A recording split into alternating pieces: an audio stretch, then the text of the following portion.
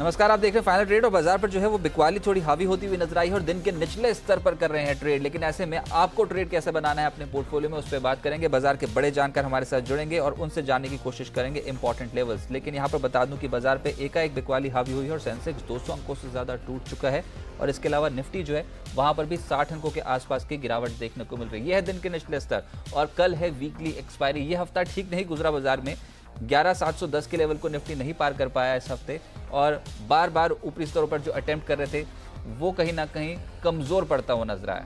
आज भी बाजार पर बिकवाली देखने को मिल रही है और जो मेजर बिकवाली है उसमें बैंक्स, मेटल्स, ये कुछ ऐसे तबके हैं जहां पर आज के सत्र में गिरावट देखने को मिल रही है। लेकिन फटाफट से 5 बड़ी बातें जैसे मैंने कहा कि 11600 के लेवल के बेहद करीब यहाँ पर जो है वो कामकाज होना शुरू हो गया है और लगातार बाजार पर आज नेगेटिव सौदे ज़्यादा पड़ते हुए नजर आए हैं। एडवांस डिक्लाइंस कंप्लीटली डिक्लाइंस के फेवर में पड़ता हुआ नजर आया।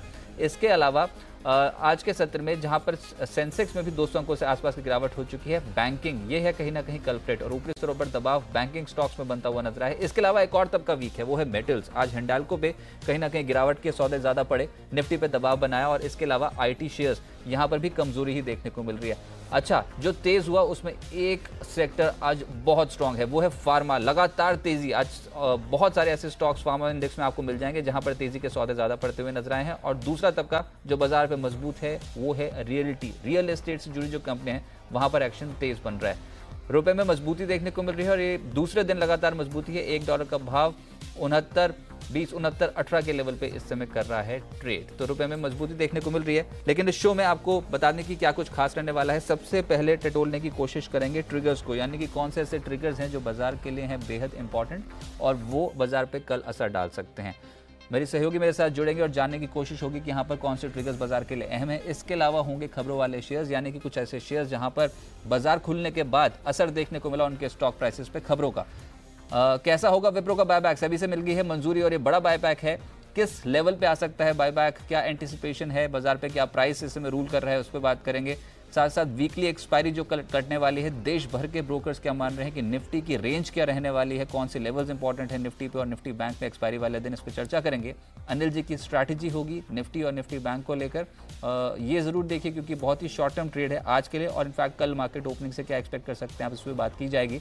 नितिन जी ऑप्शन वाले जुड़ेंगे हमारे साथ और जो नतीजे आते चले जा रहे हैं उसमें अब कमाई कैसे करी जाए ये आपको बताया जाएगा और साथ ही साथ होगा बैन से बेनिफिट, यानी कि कुछ ऐसे स्टॉक्स जो बैन लिस्ट में आ सकते हैं या फिर जो हो सकते हैं बैन सूची से बाहर, इस पे भी चर्चा की जाएगी। लेकिन जैसे मैंने कहा शुरुआत करेंगे इवेंट्स के साथ और वो बताने के लिए मानसी इस समय न्यूज़ रूम से ज्वाइन कर रही है। मानसी बताएं कौन से इवेंट्स इंपॉर्टेंट हैं। जी बिल्कुल रजत, वोडाफोन आइडिया का राइट्स इशू आज से खुला है, काफ़ी चर्चा में रहा आज पूरे दिन ये राइट्स इशू और साथ ही ये 24 अप्रैल तक खुला रहेगा, तो तब तक ये चर्चा में रहेगा भी क्योंकि 25,000 करोड़ का राइट्स इशू है और महज 12.5 रुपये प्रति शेयर के दाम पर यहाँ पर शेयर्स जारी किए जाने वाले हैं। तो अगर राइट्स इशू में पैसा लगाने हैं तो मौका 24 अप्रैल तक आपके पास है। इसके अलावा इलेक्शन को लेकर खबरें, चुनाव को लेकर खबरें अब आना शुरू हो गई है, एकदम जोर से एक्शन में चुनाव को लेकर खबरें आ रही है। इलेक्शन बॉन्ड को लेकर सुप्रीम कोर्ट में आज एक सुनवाई होने जा रही है। ये सुनवाई क्या है और इसका नतीजा क्या निकल कर आता है इस पर हमारी नजर होगी। कल की बात करते हैं, गुरुवार का दिन निफ्टी बैंक निफ्टी की वीकली एक्सपायरी का दिन है। एक्सपायरी किन लेवल्स पर होती है इस पर हमारी नजर होगी और साथ ही जनरल इलेक्शंस के फर्स्ट फेज की शुरुआत कल से हो जाएगी 11 अप्रैल का दिन और पहले चरण में 20 राज्यों में 91 सीटों के लिए वोटिंग होने जा रही है। तो कल का दिन चुनाव को लेकर बेहद अहम है, फर्स्ट फेज ऑफ वोटिंग कल से शुरू होगी। तो इंपॉर्टेंट है और जो आखिरी ट्रिगर आपने बताया वो तो बहुत ही बड़ा ट्रिगर इसमें मार्केट्स के लिए समझा जा रहा है। पहले चरण के लोकसभा चुनाव की वोटिंग होने जा रही है, फेज 1 में 20 राज्यों में 91 सीटों के लिए वोटिंग होने वाली है और ये कहीं ना कहीं अब इम्पैक्ट मार्केट्स पे डालेगा। हम जैसे जैसे अब चुनावी माहौल में जाएंगे वैसे वैसे इम्पैक्ट मार्केट पे बनता हुआ नजर आ सकता है। लेकिन इसी को जानने की कोशिश करते हैं कि बाजार के कौन से लेवल्स इंपॉर्टेंट हैं। मेरे साथ इस समय राकेश बंसल जी जुड़े हैं, साथ ही साथ कुणाल सरोगी मेरे साथ इसमें मौजूद हैं दिल्ली स्टूडियो से। इसके अलावा मेरे साथ आशु मदान साहब मौजूद हैं और किरण यादव जी मेरे साथ मौजूद हैं। आप सभी का ही बहुत बहुत स्वागत है। आशु जी आपके पास आता हूँ, आप बोल रहे थे कि कन्विक्शन की थोड़ी कमी, लेना नहीं है इस समय अगर कोई भी स्टॉक हो, लेकिन बिल्कुल उसी तर्ज पर ट्रेडिंग हुई सर। अगर तेज भी खोलते एकदम से अचानक से बिकवाली आती है और दिन के निचले स्तर देखने को मिल गए आज तो फिर से, अब इन लेवल्स पे क्या कन्विक्शन है, क्या पैसा डाला जाए या फिर बिकवाली अभी और देखने को मिल सकती है?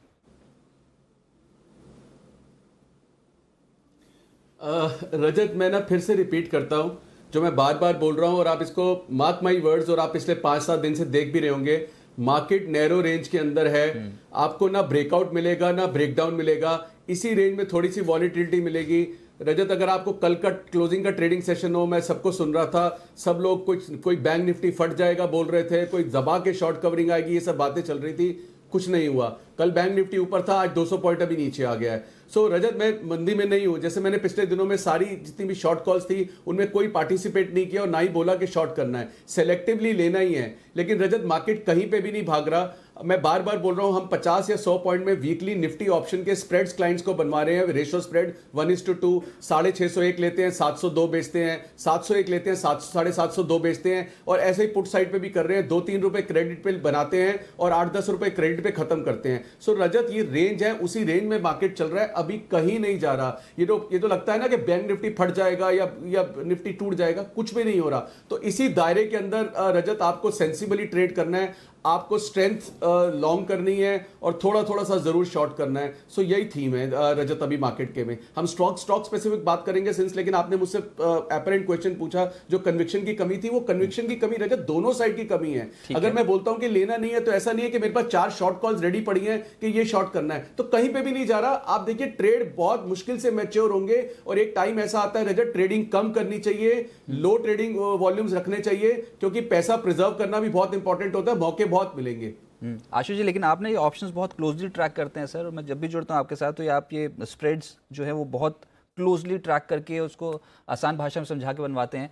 ये जो कल एक्सपायरी कटने वाली है निफ्टी और निफ्टी बैंक की, एक बार आपसे लेवल्स चाहिए सर, क्या माने 11,600 इंपॉर्टेंट लेवल है क्या ऐसे में ऑप्शंस डेटा के हिसाब से, और ऊपर 11,700 इंपॉर्टेंट है? इसी रेंज के बीचों बीच एक्सपायरी कट जाएगी, क्योंकि जो जी बिजनेस ने पोल किया है वो तो यही बता रहा है कि 100 अंकों में ही डायल्यूट हो जाएगी कल की एक्सपायरी।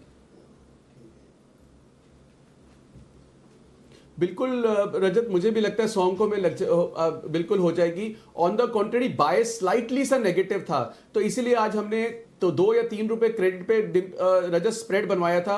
11,650 की एक कॉल लॉन्ग करवाई थी और 11,700 की 2 कॉल शॉर्ट बोली थी।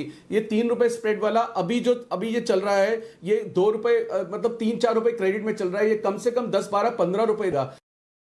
इंपॉर्टेंट चीज है कि ये वीकली स्प्रेड्स हैं, ये कैश निफ्टी से सेट हैं, निफ्टी फ्यूचर देख रहे हैं, वो प्रीमियम है और वो मंथ एंड तक जाएगा। तो इसलिए जो इसमें बेस्ट ट्रेड है, चाहे वो बैंक निफ्टी को लेके, चाहे वो निफ्टी को लेके, वो के ऑप्शंस में आ रहा है। क्योंकि अगर आपको निफ्टी लॉन्ग भी करनी है या बैंक निफ्टी लॉन्ग या शॉर्ट भी करनी है रजत, आप weekly options in the money से करिए, क्योंकि आप राइट होके रॉन्ग नहीं जा सकते। क्योंकि नहीं तो वो कभी कभी 70 पॉइंट का स्प्रेड हो जाता है, कभी 90 का हो जाता है, कभी 150 का हो जाता है, कभी 250 का हो जाता है। So even if you are on the right side of the trade, you tend to go wrong, क्योंकि वो आपका प्रीमियम बढ़ जाएगा घट जाएगा अगर आप लॉन्ग एंड शॉर्ट हैं। तो इसलिए हम आजकल जो मैक्सिमम फोकस है हमारा, वो वीकली स्प्रेड्स पे है। अगर लेना है, बेचना है, इन द मनी स्प्रेड के साथ काम करते हैं, सो दैट कैश के साथ सेटल होगा। फ्यूचर के जो प्रीमियम से हम धोखा नहीं खाएंगे। चलिए, आपके पास में लौटूंगा सर, और इनफैक्ट ये जो आप ऑप्शंस रणनीति बता रहे हैं बहुत इंटरेस्टिंग होती है। कुछ और ऑप्शंस आइडेंटिफाई जो आपने कर रखी है उस पर भी बात करेंगे, लेकिन उससे पहले यहाँ पर जिस तरीके का एक्शन स्टॉक स्पेसिफिक देखने को मिल रहा है वो जान लेते हैं। और मेरी सहयोगी से न्यूज़ रूम से ज्वाइन कर रहे हैं देवांशी बताएं कौन से स्टॉक्स आज खबरों में रहा और इम्पैक्ट क्या पड़ा उन पर? बिल्कुल, आज सबसे पहले तो सन फार्मा, यहाँ पे आप देखिए प्रोमोटर ने गिरवी रखे 4 लाख शेयर्स छुड़ाए, उसके बाद यहाँ पे थोड़ी सी तेज़ी देखने को मिल रही है। साथ ही जीई पावर यहाँ पे नज़र कीजिए, क्योंकि एनटीपीसी से कंपनी को 142 करोड़ का एक बड़ा ऑर्डर मिलता हुआ दिखा है।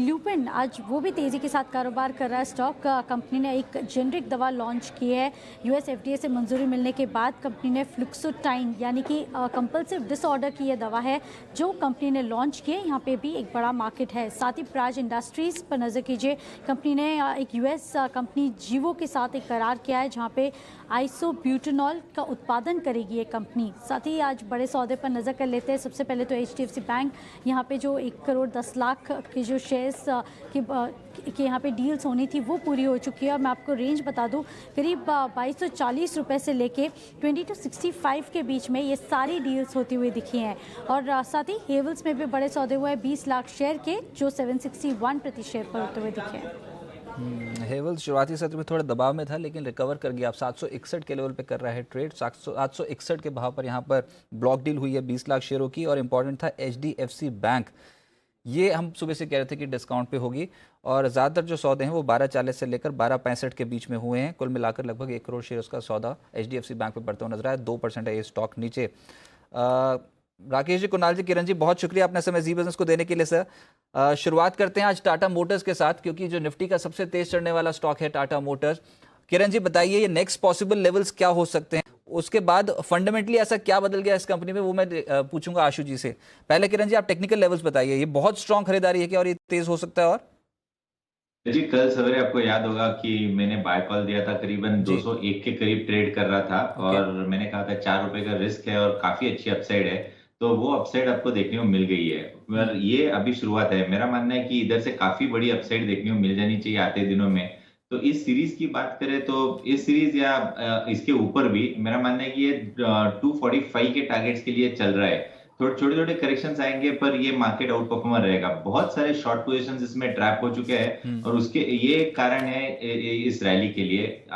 ये कहना भी इंपॉर्टेंट है कि फ्रेश डिमांड भी देखने को मिल रहा है। अगर आप ऑप्शन चेन डेटा भी देखते हैं तो इसमें भी काफी अच्छा मूव देखने को मिल रहा है। आउट ऑफ द मनी में काफी अच्छा ट्रैक्शन देखने को मिल रहा है। तो मेरा मानना है कि मेरा पोजिशनल टारगेट करीबन 245 का देखने को मिल जाना चाहिए इस सीरीज में। Okay right. राकेश जी आप कुछ ऐड करना चाहते हैं क्या इसके ऊपर? नहीं रजत, इस पे तो मैंने और कुणाल जी ने भी चार्ट कॉर्नर दिया था और वो टारगेट्स अचीव हुए हैं। हम एक बिगुल की रिक्वेस्ट करेंगे, एक चार्ट कॉर्नर का बिगुल चलिए बजा तो दीजिए। चार्ट कॉर्नर का बिगुल, और उसके बाद चलते हैं राकेश जी और कुणाल जी के पास, देखते हैं कौन सा शेयर है।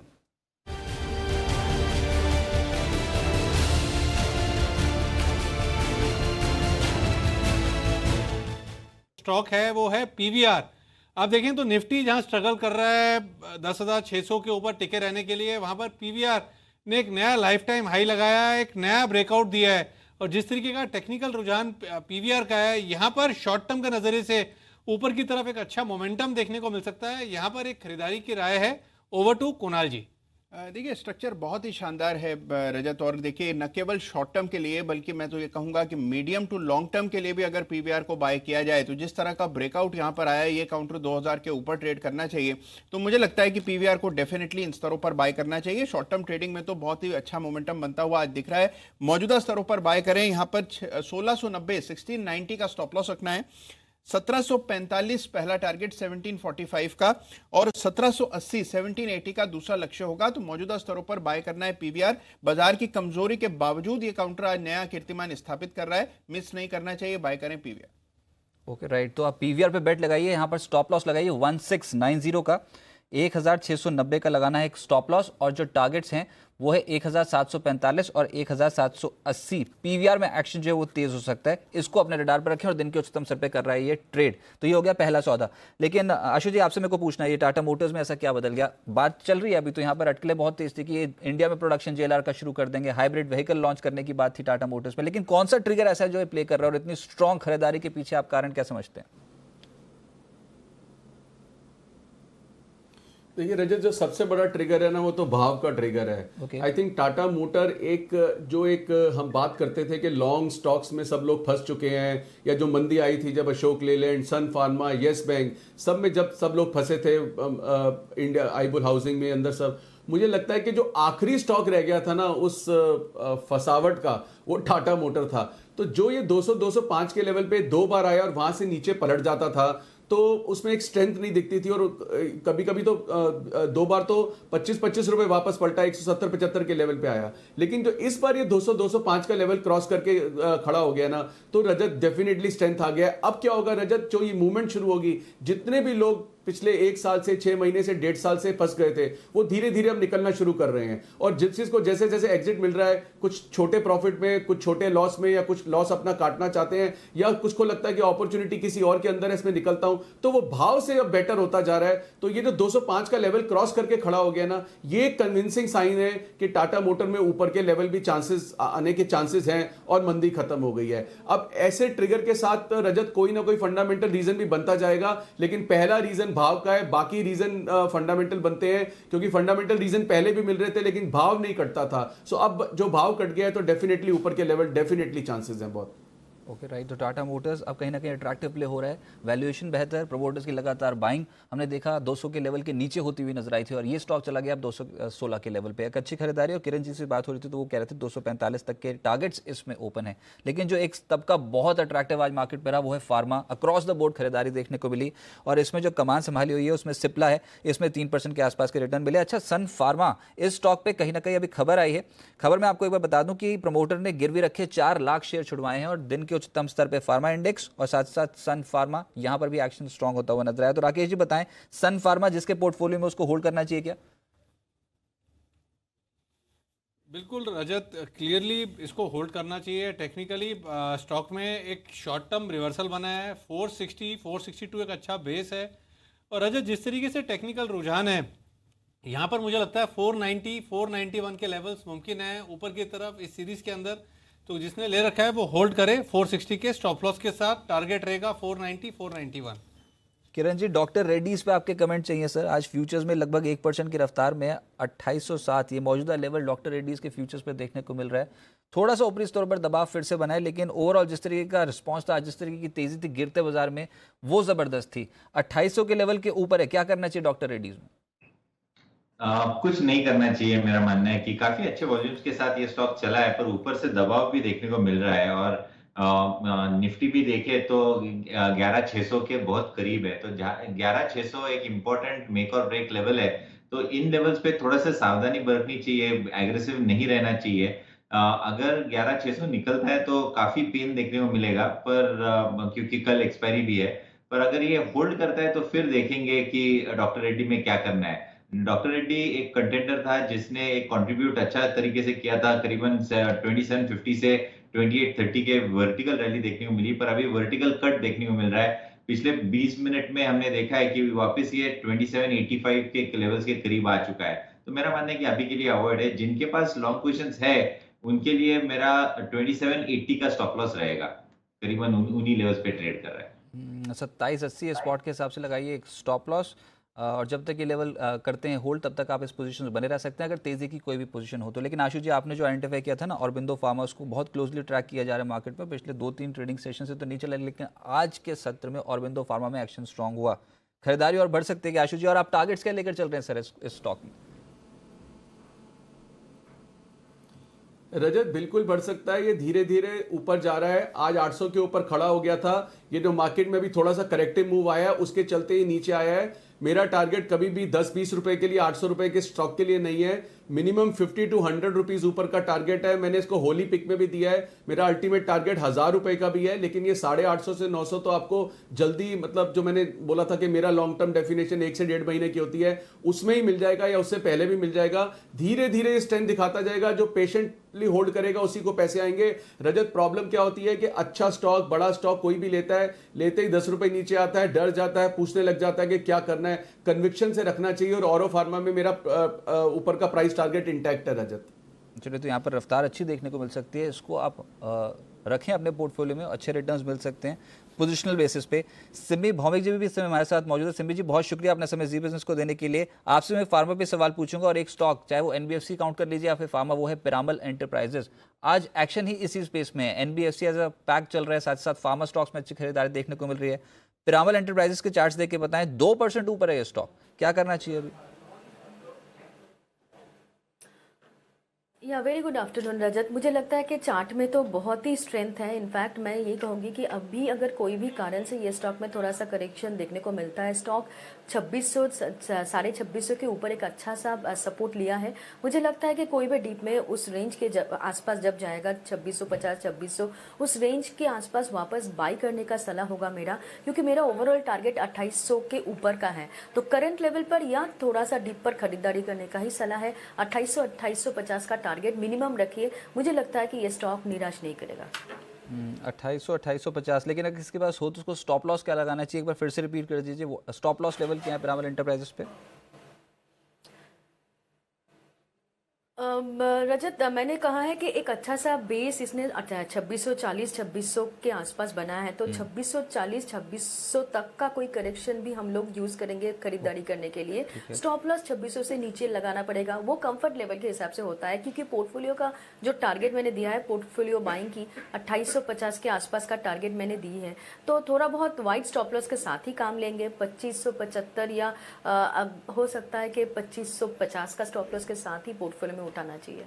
लेकिन बाजार पे अब जो है दबाव और अब बढ़ता हुआ नजर आया है और निफ्टी ये है 11,600 के लेवल पे, डॉट 11,600 इन लेवल्स पे वो कर रहा है कामकाज। अब 11,600 के लेवल भी टिकना हो सकता है थोड़ा मुश्किल पड़ जाए बाजार को। गिरावट अब लगभग 71 अंकों की निफ्टी पे देखने को मिल रही है और कल्प्रेट बना है फिर से निफ्टी बैंक 29,830 29,837 ये लेवल निफ्टी बैंक पे देखने को मिल रहे हैं और दिन के निचले स्तर पे है। सेंसेक्स में भी 278 अंकों के आसपास की गिरावट इस समय देखने को मिल रही है। गिरावट आज मेटल इंडेक्स में ज़्यादा थी जिसमें हिंडाल्को लीड कर रहा है इस गिरावट को और इस स्टॉक में दिन के निचले स्तर के आसपास ट्रेड होना शुरू हो गया है। लेकिन आप गिरावट वाले जो कंट्रीब्यूटर्स हैं उन पे नज़र डालेंगे तो एचडीएफसी बैंक और एचडीएफसी इन्होंने दबाव बनाया आज निफ्टी पे और टीसीएस ठीक नंबर से कुछ दिन पहले यहाँ पर बिकवाली जो वो और हावी होती हुई नजर आई। आईसीआईसीआई बैंक एक और स्टॉक जहाँ पर आज के सत्र में एक्शन जो है वो थोड़ा वीक पड़ता हुआ नजर आया। जो कल तेज था वही आज कहीं ना कहीं ऊपरी स्तरों पर दबाव में आ गया। आईसीआईसीआई बैंक पे भी दिन के लोअर लेवल्स इस समय देखने को मिल रहे हैं। लेकिन कुछ ऐसे स्टॉक्स जहां पर आज के सत्र में एक्शन देखने को मिला उसमें प्राज इंडस्ट्रीज है। कुणाल जी ये तो आपका स्टॉक था मेरे ख्याल से, सुबह आपने कॉल दी थी यूएस की कंपनी के साथ जो करार किया उसका इंपैक्ट तो पड़ गया, लेकिन कितना कन्विक्शन है सर 5% के ऊपर के आसपास के रिटर्न्स, लेकिन सुबह से ही एक दायरे में फंसा हुआ है stock Praj industries. Next possible target या फिर यहीं पर ही प्रॉफिट बुकिंग कर ली जाए? देखिए मुझे लगता है रखना चाहिए रजत। मुझे लगता है कि ये पर्सपेक्टिव बहुत इंपॉर्टेंट है यहाँ पर कि कितने समय के लिए आप रख सकते हैं। अगर आप शॉर्ट टर्म ट्रेडर हैं तो मुझे लगता है कि 155 के आसपास मुनाफा बांधना चाहिए, यानी कि और यहाँ से 5-7 रुपए की तेज़ी दिखने को मिल सकती है। लेकिन अगर आप इसमें निवेशक हैं तो जैसे मैंने आज सवेरे भी कहा था कि 150 से पहले और बाद में 200 रुपये का लक्ष्य इसमें आता हुआ दिखेगा, तो थोड़ा सा मध्यम अवधि का व्यू लेकर के इसमें निवेशित रहें तो मुझे लगता है कि ज़्यादा बेहतर रहेगा। ये स्टॉक बड़े रिटर्न्स आने वाले वक्त में दे सकता है और इसमें एक नया सपोर्ट बना है 135 के आसपास, तो वहीं स्टॉप लॉस रखें और मौजूदा स्तरों पर मुझे लगता है बने रहना चाहिए। बड़ी तेजी के लिए मुझे लगता है कि तैयार हो रहा है। अच्छा किरण जी, नतीजे तो अपनी जगह ठीक है जो टीसीएस डिलीवर करेगा उसकी तो बाद में बात करेंगे, लेकिन पहले जो तकनीकी चार्ट्स पे जिस तरीके की बिकवाली आज देखने को मिल रही है और अब ये पहुंच गया है 2045 के स्तर पर, ये और कितना वीक हो सकता है या फिर यहाँ पर फिर से अपॉर्चुनिटी और ट्रेड इनिशिएट कर दीजिए तेजी की साइड पे? आपकी रिकमेंडेशन टेक्निकली कैसा लग रहा है स्टॉक? नहीं, टेक्निकली अभी कुछ नहीं करना चाहिए। जिनके पास है उनके प्रॉफिट बुक कर लेने चाहिए और नई ट्रेड नए ब्रेकआउट के बाद ही देखने को मिल जाना चाहिए। नया ब्रेकआउट 2090 के ऊपर आ जाना चाहिए, तो 2090 की राह देखे इसके ऊपर फ्रेश ट्रेड करे और जिनके पास लॉन्ग पोजीशन है उन्होंने एक बार प्रॉफिट बांध लेने चाहिए। इसमें वीकनेस हावी होगी अगर ये स्टॉक 2030 2025 के नीचे ट्रेड करना चालू कर, वीकनेस देखी जानी चाहिए। और वैसे भी रिजल्ट्स नजदीक आ गए तो मेरा मानना है कि एक बार ट्रेड से बाहर निकले तो अच्छा रहेगा। लेकिन मार्केट जो है वो डे लो पे लग गए हैं अब और ये लेवल्स अब कहीं ना कहीं वीकनेस जो है वो और बढ़ गई है। 11,597 यानी कि 11,600 के लेवल को निफ्टी ने कर दिया है ब्रेक और यहाँ पर गिरावट जो होगी 74 अंकों के आसपास की हो गई है। निफ्टी बैंक यहाँ पर 290 अंकों की, ठीक एक्सपायरी की एक दिन पहले, वीकली एक्सपायरी है कल और ज़्यादातर जानकार तेजी में थे। जो जी बिजनेस ने पोल भी किया था 12:30 बजे, उसमें बताया गया था कि यहाँ पर तेजी के सौदे हो सकता है एक्सपायरी वाले दिन ज़्यादा देखने को मिले, लेकिन इस समय सेंटीमेंट जो है वो एकदम से नेगेटिव पड़ा है। 29,800 के लेवल पर निफ्टी बैंक पहुँच गया है। लगभग 1% के आसपास की गिरावट निफ्टी बैंक में देखने को मिल रही है और जो निफ्टी है उसमें 11,600 के लेवल्स इस समय कामकाज होता हुआ नजर आया है। कंप्लीटली यहाँ पर डिक्लाइंस के फेवर में हो गया है मार्केट, यानी कि गिरने वालों की सूची जो है वो बहुत ज़्यादा बढ़ती चली जा रही है और जो निफ्टी पे टॉप लूजर्स हैं एक बार वो स्क्रीन आपके सामने होगी जिसमें हिंडाल्को लीड कर रहा है 0.3% गिरावट यहाँ पर है। टीसीएस जिसके बारे में अभी मैं बात कर रहा था वहां पर 2% के आसपास की गिरावट हो गई है और एशियन पेंट्स लगातार दूसरा ऐसा ट्रेडिंग सेशन है जहां पर आज के सत्र में कमजोर है। एचडीएफसी बैंक सुबह से ही दबाव में था और ब्लॉक डील का इम्पैक्ट देखने को मिला और एचडीएफसी, गेल, यूपीएल ये कुछ ऐसे स्टॉक्स हैं जहां पर आज के सत्र में एक्शन वीक है। एशियन पेंट्स, कल सीएलएसए की रिपोर्ट आई थी, उन्होंने निचले टारगेट्स दिए थे यानी कि डाउनग्रेड कहीं ना किया था एशियन पेंट्स को, लेकिन ये लगातार दूसरे ट्रेडिंग सेशन में भी संभल नहीं पा रहा है। कुणाल जी एक बार देखिए 400 बताइए कुछ मौका है क्या? 2% की आज भी भारी भरकम बिकवाली स्टॉक में देखने को मिल रही है, इंडेक्स का स्टॉक है, क्या करना चाहिए 1417 के लेवल पे? देखिए गैप यहाँ पर बना है रजत, जो कि 2 सत्र पहले बना है, जिसको हम लोग ब्रेकअवे गैप कहते हैं और इस गैप के बन जाने के बाद एक नई मंदी का आगाज होता है, तो वही होते हुए दिख रहा है। लेकिन इस काउंटर के लिए मल्टीपल सपोर्ट्स हैं। ये वैसे ओवरऑल अगर आप स्ट्रक्चर देखें एशियन पेंट्स का तो बहुत ही मजबूत और आउट परफॉर्मिंग काउंटर है, तो मैं बहुत ज्यादा गिरावट की यहाँ अपेक्षा नहीं रखता हूँ।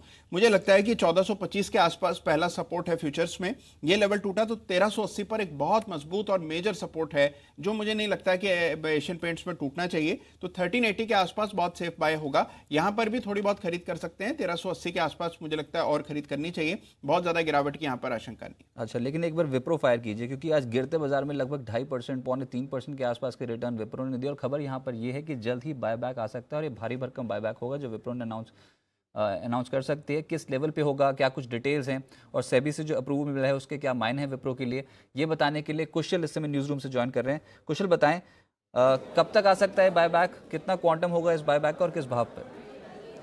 बायबैक काफ़ी जल्द आ सकता है विप्रो का, क्योंकि सेबी ने, जैसा कि आपने बताया कि उन्होंने अप्रूवल दे दिया है विप्रो को बायबैक लाने के लिए, वो रास्ता साफ हो गया है। कुछ एनसीएलटी में इनको जो सब्सिडियरीज हैं उन एमलगमेशन को लेकर कुछ डिसीजन पेंडिंग थे, जिसकी वजह से ये अटका हुआ था, पर सेबी ने फिर अप्रूवल दे दिया। 12,000 करोड़ का ये बायबैक हो सकता है, ये खबर मिल रही है हमें, और 320 रुपये प्रति शेयर के भाव पर ये जो बायबैक है ये आ सकता है कंपनी का। करीब 17% का प्रीमियम मिल सकता है शेयर धारकों को। तो ये एक पॉजिटिव वजह है जिसकी वजह से आज विप्रो एक्शन में है। बायबैक का अगर आप इतिहास देखें तो 2016 में इन्होंने एक छोटा साइज़ का बायबैक किया था 2,500 करोड़ रुपए का, उसमें 4% प्रीमियम दिया था। वहीं 2017 में इन्होंने ऑलमोस्ट सिमिलर साइज़ का जो आगे बायबैक आ सकता है करीब 11,000 करोड़ रुपए का किया था, जिसमें 19% प्रीमियम दिया था। कंपनी की पोजीशन बायबैक करने के लिए काफ़ी अच्छी है। अगर आप कैश रिजर्व्स देखें इनका तो करीब 8,000 करोड़ का कैश रिजर्व है और 51,000 करोड़ रुपए का कंपनी के पास रिजर्व्स है। तो ओवरऑल कंपनी एकदम परफेक्ट पोजीशन पे है एक बायबैक लाने के लिए। तो 12,000 करोड़ का एक भारी भरकम बायबैक है और 320 रुपये एक्सपेक्टेशन ये है कि इस भाव पे हो सकता है कि बायबैक की अनाउंसमेंट विप्रो कर दे। उसके कारण देखिए आप 2.5% से लेकर पौने 3% के आसपास की तेज़ी आज गिरते बाजार में विप्रो पे देखने को मिल रही है। चलिए एक बिगुल बजाते हैं बीटीएसटी का, उसके बाद सीधा चलते हैं कुणाल जी के पास।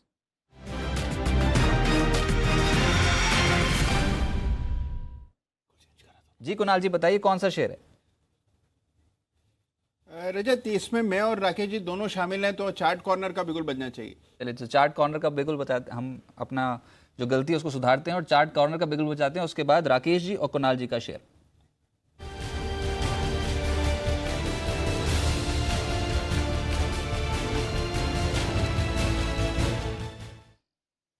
कुणाल जी गलती तो हमने सुधार दी, लेकिन बताइए सर कौन सा स्टॉक जहां पर एक्शन तेज हो सकता है या फिर बिकवाली का सौदा? रजत, बिकवाली की राय है और बेचना है L&T फाइनेंस होल्डिंग, जिसमें आशु जी की विशेष टिप्पणी भी हमें चाहिए।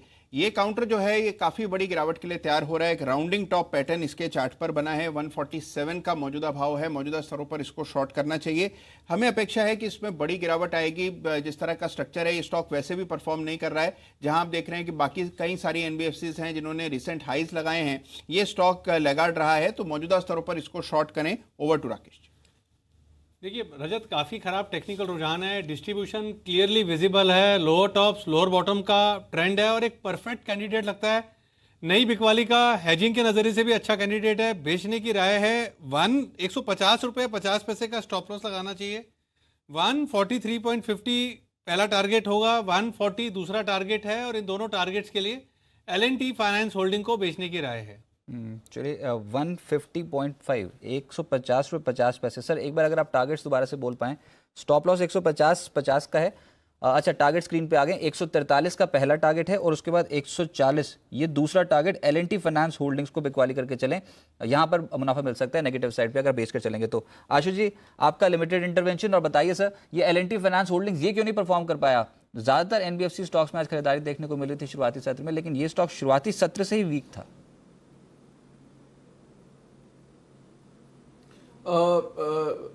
रजत, सबसे पहले तो मैं कुणाल जी और राकेश जी को बिल्कुल साथ हूं और आज मतलब दिल से अप्रिशिएट कर रहा हूं कि इस बार उन्होंने बड़े अच्छे टाइम पे शायद इसकी सेल कॉल दे दी है। और दूसरी चीज जो आपने बिल्कुल बोला, बिल्कुल ठीक बोला कि बाकी NBFCs ने जो भी परफॉर्म किया या आउट परफॉर्म किया या जो इन लाइन विद मार्केट किया, सिर्फ इसने पार्टिसिपेट नहीं किया। 150-52 इसके आसपास ये थक जाता था और वेट कर रहा था कि कब सब रुक जाए और कब मार्केट नीचे आए और मैं लीड करूं। तो मुझे लगता है कि उनके पास बिल्कुल टेक्निकल रीजन है, उन्होंने चार्ट देख के बिल्कुल बोला है। बट मैं तो सिंपल लॉजिक से बोल रहा हूं कि ये परफॉर्म कर ही नहीं पाया, ये सिर्फ मौका ढूंढ रहा था। और अगर जरा सा भी मार्केट में करेक्टिव मूव आता है तो सबसे पहले नीचे जाने वाले स्टॉक्स में L&T हाउसिंग फाइनेंस होगा। और मुझे तो बिल्कुल 100% सेल कुणाल जी और राकेश जी की लगती है कि बहुत बढ़िया सेल है ये। चलिए तो आशु जी ने लगाई है मोहर। एक बार टारगेट्स में दोबारा से बता दूं, 143 50 ये पहला टारगेट है, उसके बाद 140 इस टारगेट के लिए एनएलटी फाइनेंस फ्यूचर्स को बेचा जा सकता है, 150 का लगाना होगा एक स्टॉप लॉस। अनिल जी हमारे साथ इसमें मौजूद है। अनिल जी, बाजार पे जो है बिकवाली एकदम से हावी हुई है, तो सेंटीमेंट खराब है या फिर ये जो फर्स्ट फेज ऑफ पोलिंग है इसके पहले थोड़ा नर्वस? ना, इलेक्शन से कोई नर्वसनेस वैसा इलेक्शन वाला मामला नहीं है, लेकिन हाँ ये ज़रूर है कि देखिए प्रॉफिट बुकिंग आना लाजमी है। ग्लोबल सिनेरियो को देखते हुए आज जो कमजोरी हुई तो वही है, ट्रेडिंग रेंज है, जब तक 11,550 के नीचे ना जाए तब तक बहुत डर नहीं है, जब तक 11,700 के ऊपर ना निकले तब तक बहुत तेज़ी नहीं है। 150 पॉइंट की रेंज है, बाजार वक्त बिताना चाहता है।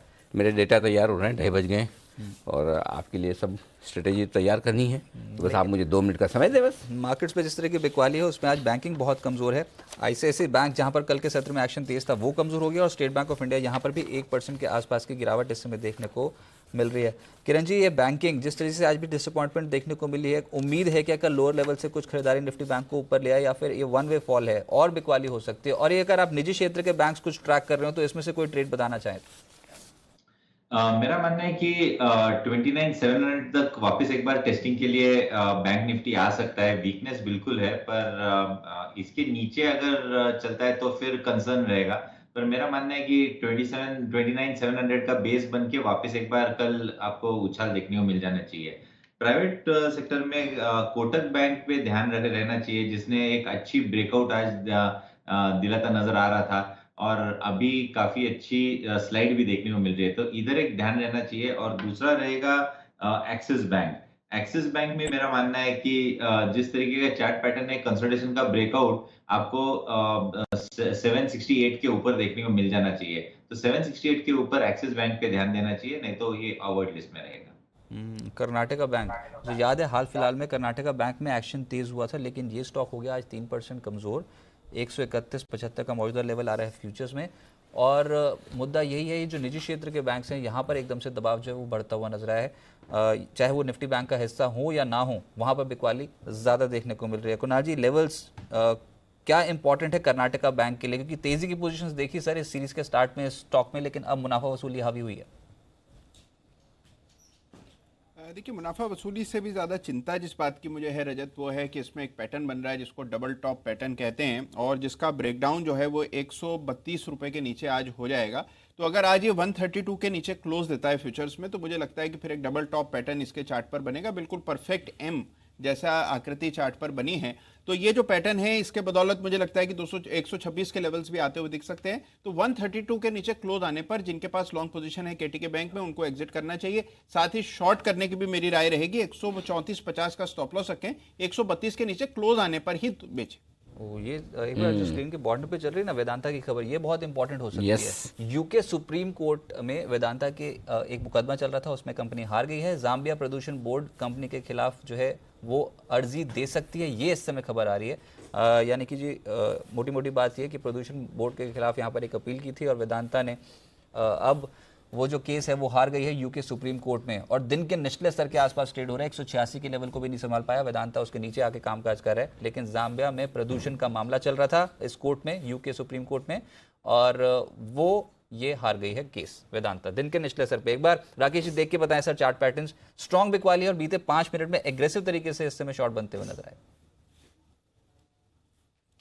बिल्कुल रजत, आपने सही बोला कि पिछले 5 मिनट में काफ़ी बड़ी यहाँ पे सेलिंग बन रही है। टेक्निकली रजत, शॉर्ट सेलिंग के लिए मैं थोड़ा सा रुकना चाहूँगा। 183 एक अहम सपोर्ट है। टेक्निकली स्टॉक सेल मोड में 183 के नीचे जाएगा, तो अगर कोई लेके फंसा हुआ है रजत, तो 183 का स्पॉट मार्केट का स्टॉप लॉस लगाना चाहिए और नई शॉर्टिंग 183 के करने की राय रहेगी। अच्छा, जब तक 183 के नीचे नहीं जाता तब तक कोई चिंता की बात है नहीं। फिलहाल 187 के लेवल पर ट्रेड कर रहा है, 183 के नीचे। अच्छा राकेश जी, अगर 183 के नीचे फिसला, जो कि अभी खैर प्रोबेबिलिटी बहुत कम है, वहां से 4 रुपये ऊपर है, तब कहां तक किस स्तर खुल जाएंगे वेदांता में? रजत, एक छोटा सा करेक्शन है, आपने बोला चिंता। देखिए रजत, जिसने ले रखा है उसके लिए तो चिंता की बात है ही इस खबर के चलते। मैं टेक्निकली कह रहा हूं, स्टॉक सेल मोड में 183 के नीचे जाएगा। 183 के लेवल्स टूटेंगे तब यहां पर 175 176 के लेवल शॉर्ट टर्म में देखने को मिलेंगे। चलिए ठीक है, लेकिन दिन के निचले स्तर पे कर रहा है ट्रेड।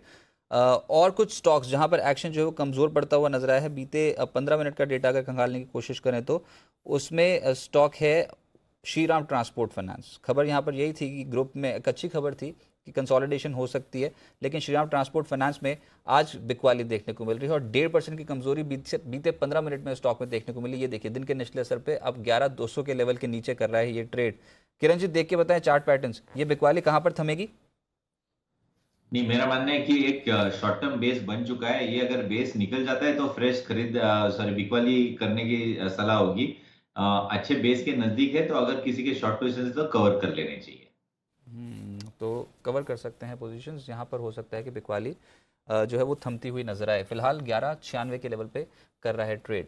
थोड़ी देर में अनिल जी की स्ट्रैटेजी आने वाली है निफ्टी और निफ्टी बैंक को लेकर। निफ्टी की तो तैयार हो गई, बैंक निफ्टी की फाइनल करना बाकी, क्योंकि जिस हिसाब से मार्केट बराबर रजत बहुत तेजी से ऊपर नीचे हो रहे हैं ना, ऊपर तो क्या हो रहा है, नीचे ही हो रहे हैं। थोड़ा सा रिकवर कर गया वैसे, हल्का सा रिकवर हुआ है, हल्का सा 20 पॉइंट निफ्टी नीचे से ऊपर आया है और बैंक निफ्टी 29,768 से 29,850, 51 पॉइंट 70 पॉइंट ऊपर आया है।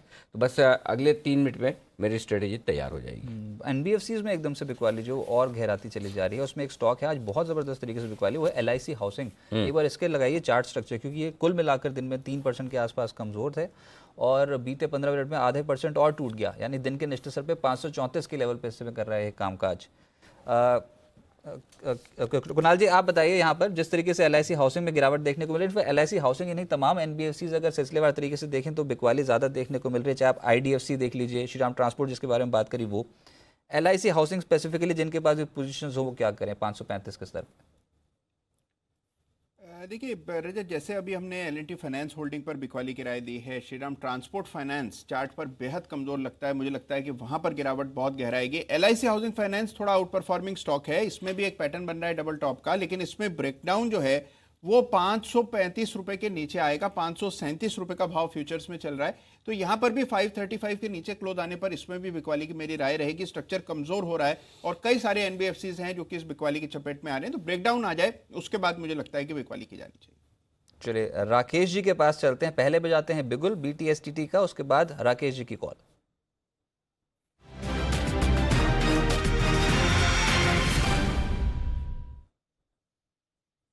चलिए राकेश जी और आशु जी दोनों ने एक साथ हाथ उठा दिया और मैंने बिल्कुल बजवा दिया। राकेश जी के नाम का निकला हुआ तीर तो राकेश जी तक ही पहुंचेगा, बिल्कुल इधर उधर दाएं बाएं। या तो अगर ये कोई साउथ इंडियन मूवी होती तब तो ऐसा होता है कि यहाँ से बिगुल निकला जा रहा है दिल्ली तक, बीच में वहाँ से एक मैं चाकू फेंकता, उस चाकू पे जाता ये बिगुल दो तरफ होके, एक आशु जी की तरफ और एक नहीं तो पहले कैसे राकेश जी के लिए तो वैसा है नहीं। राकेश जी पहले आप। देखिए अनिल जी, मेरा BTSTT नहीं है, मैं थोड़ा रुकना चाहूंगा, बट बिगुल निकला है तो अनिल जी कुणाल जी वो आशु जी पूरा कर लेंगे। मैंने हाथ अनिल जी एक लाइटर नोट के लिए खड़ा करा था, LIC। देखिए Anil ji, LIC housing finance काफी स्ट्रेस में है, उसको IDBI के अंदर अपना स्टेक कम करना है, तो वो सोच रही है कि इतना माल वो देगी किसको। इसमें LIC का स्टॉक गिर रहा है, LIC ने जो स्टेक लिया है ना, और लाइटर नोट था, मेरा कोई अभी BTST नहीं है, ये ओवर टू आशु जी उनका समझ गया। लेकिन आप ये कह रहे कि LIC हाउसिंग फाइनेंस के पास भी IDBI के शेयर हैं सर? नहीं अनिल जी, वो पेरेंट तो एक ही है ना, LIC को काफी स्ट्रेस होगा। सेबी की कुछ गाइडलाइंस आई हैं कि 2020 तक उनको IDBI में स्टेक कम करना है, तो इतना उन्होंने माल तो ले लिया सरकार से, अब वो देगी किसको?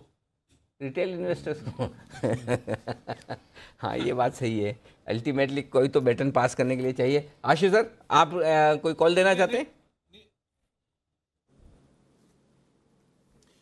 यस अनिल जी आप अभी थोड़ा सा देर से आए, तो मैं रजत से एक बात बोल रहा था, उसी कंटिन्यूएशन में मेरी कॉल भी है। बताओ कि रजत, जिस तरह से मैं बोल रहा था कल सब बात हो रही थी कि बैंक निफ्टी फट जाएगा, तो अनिल जी जो मेरा बार बार व्यू है कि एक नैरो रेंज के अंदर मार्केट है, ना ऊपर ब्रेकआउट हो रहा है ना ब्रेकडाउन हो रहा है। तो अब इस ब्रेकडाउन के मतलब जो उसी रेंज के अंदर जो नीचे के लेवल हैं अनिल जी, सिलेक्टिव NBFC जो भी कुणाल जी ने L&T फाइनेंस की कॉल दी, या NBFCs के अलावा अब फ्रेश शॉर्टिंग भी नहीं करनी है। On the contrary Anil ji, मैं 2 स्टॉक्स बता रहा हूं जिनमें बुल स्प्रेड बनाना चाहिए इस गिरावट के बाद। एक है कोटक बैंक जिसकी 1340 की कॉल लेनी है और 1400 की सेल करनी है 1:1, और दूसरा है L&T जिसकी 1360 की कॉल लेनी है और 1400 की कॉल बेचनी है। ये दोनों स्टॉक, या 1420 की भी बेच सकते हैं। इन दोनों स्टॉक्स में अनिल जी आने वाले 5-7 दिन के लिए बुल स्प्रेड बनाना चाहिए। तो हम जिस ट्रेडिंग रेंज की बात कर रहे हैं उसके नीचे की तरफ आके स्टॉक थोड़ा सा लेने की तरफ रहता है, और जैसे कि ऊपर की जाता है तो हमें बेचने का ध्यान रखना है। तो इसी रेंज में अनिल जी, जो मैं बार बार 3 बार से बोल रहा हूं, हम स्प्रेड्स बना रहे हैं। 50 या 100 पॉइंट का बैंक निफ्टी वीकली का 1:2 रेशियो स्टेप स्प्रेड बनाते हैं, और वो टाइम डिके से बहुत अच्छी रिटर्न उसके अंदर आ रही है। सेम हम बैंक निफ्टी में कर रहे हैं, क्योंकि बैंक निफ्टी की वीकली जो ऑप्शंस हैं वो स्पॉट से चलती हैं, निफ्टी की भी स्पॉट से चलती हैं, और वो प्रीमियम के चलते आपको धोखा नहीं दे सकती। तो अनिल जी कोटक बैंक और L&T, और तीसरा अनिल जी इंडोसिंड भी मुझे लगता है कि मॉर्निंग से थोड़ा सा करेक्टिव मूव आ गया है, इसमें भी एक लेने वाले भाव बन रहे हैं। आशु जी, वो आपको मौका मिलते है एक साथ सारी आ जाते हैं ना, लाइफ में बड़ा कंफ्यूजन हो जाता है। पहले कोटक बैंक, कौन सी वाली कॉल खरीदनी है, कौन सी बेचनी, जल्दी से बताओ वापस। अनिल जी कोटक बैंक में 1340 स्ट्राइक की कॉल खरीदनी है। ओके, 1340 का एक कॉल खरीदना है, राइट? हाँ जी। और बेचना कौन सा है? और 1400 वाला बेचना है अनिल जी। 1400 वाला कॉल एक बेचना है, ठीक है। कितने रुपए में ये अंदाज से स्ट्रेटेजी बन रही है? स्टॉप लॉस और टारगेट क्या रखना चाहिए? अनिल जी 40 रुपए के अराउंड वो कॉल मिल रही है, और जो 1300-1400 वाली है वो 14.5-15 रुपए में बिक रही है। तो आपकी ये कॉस्ट पड़ जाती है 25-26 रुपए। सो 1340 प्लस 26 रुपए, आप मान के चलिए कि 1365 के अराउंड ये कोटक खड़ा हो सकता है। आपकी लॉन्ग पोजीशन, इसमें कोई स्टॉप लॉस नहीं है अनिल जी। ये स्टॉप लॉस हम बाद में, इसको मैं जब अपडेट दूंगा आपको 2-3 दिन बाद या 1-2 दिन बाद हम इसका अपडेट दे देंगे। अभी कोई स्टॉप लॉस नहीं है, 1:1 का बुल स्प्रेड बना के बैठना है अभी। ठीक है, तो बेसिकली 25 रुपए में आपने कोटक बैंक खरीद लिया, मैक्सिमम रिस्क उतनी ही है, और 1365 पे आपकी एक तरह से बाइंग खड़ी हो गई। 1360 पे तो फ्यूचर चल ही रहा है, तो ये है आपके लिए कवर्ड कॉल। अब आइए L&T। आशु जी, L&T में बताइए कौन सा कॉल ऑप्शन खरीदना है, कौन सा बेचना है?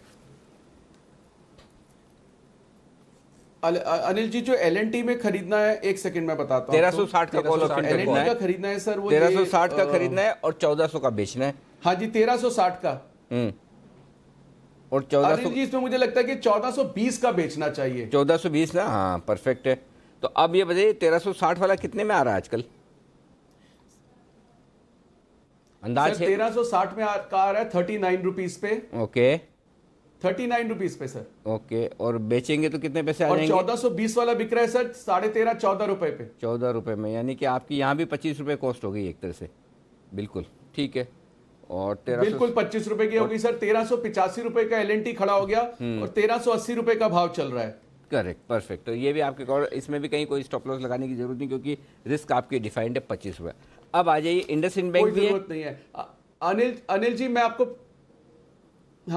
आपको फिर रिपीट करता हूं, जो एक व्यू है, जो स्ट्रैटेजी क्या रीजन क्या है, वो बहुत लॉजिक समझाना बहुत है। हाँ जी। मैं आपको पिछले 5-7 दिन से बोल रहा हूं सर, मार्केट ना ब्रेकडाउन हो रहा है ना ब्रेकअप हो रहा है, वो नैरो रेंज के अंदर ही तंग करेगा आपको, और इसमें टाइम डिके से ऊपर की स्ट्रैटेजीज में हमारे को ऑप्शंस बेच के कुछ काम करना है। तो निफ्टी वाले में मार्जिन और बैंक निफ्टी में मार्जिन लगता है, तो सबको लगता है कि वो स्ट्रैटेजीज थोड़ी सेफ देनी चाहिए। तो ये अनिल जी सेफ स्ट्रैटेजीज हैं। अब हम इस गिरावट के बाद फिर नीचे के एंड पे आ गए हैं, तो फ्रेश शॉर्टिंग नहीं यहाँ पे करनी है, यहां से थोड़ा सा लॉन्ग करना है। शॉर्ट के लिए तो अनिल जी कुछ एक सदाबहार शेयर है भारतीय टेली, तो मैं उसको शॉर्ट रखना चाहता हूं। अब राइट इशू वगैरह की भी न्यूज आ गई है, तो जो कुछ होना था राइट इशू का, जब उसमें भी आया था आइडिया में भी, तो आपने देखा कि क्या रिजल्ट हुआ। तो राइट वाइट से कुछ नहीं होता।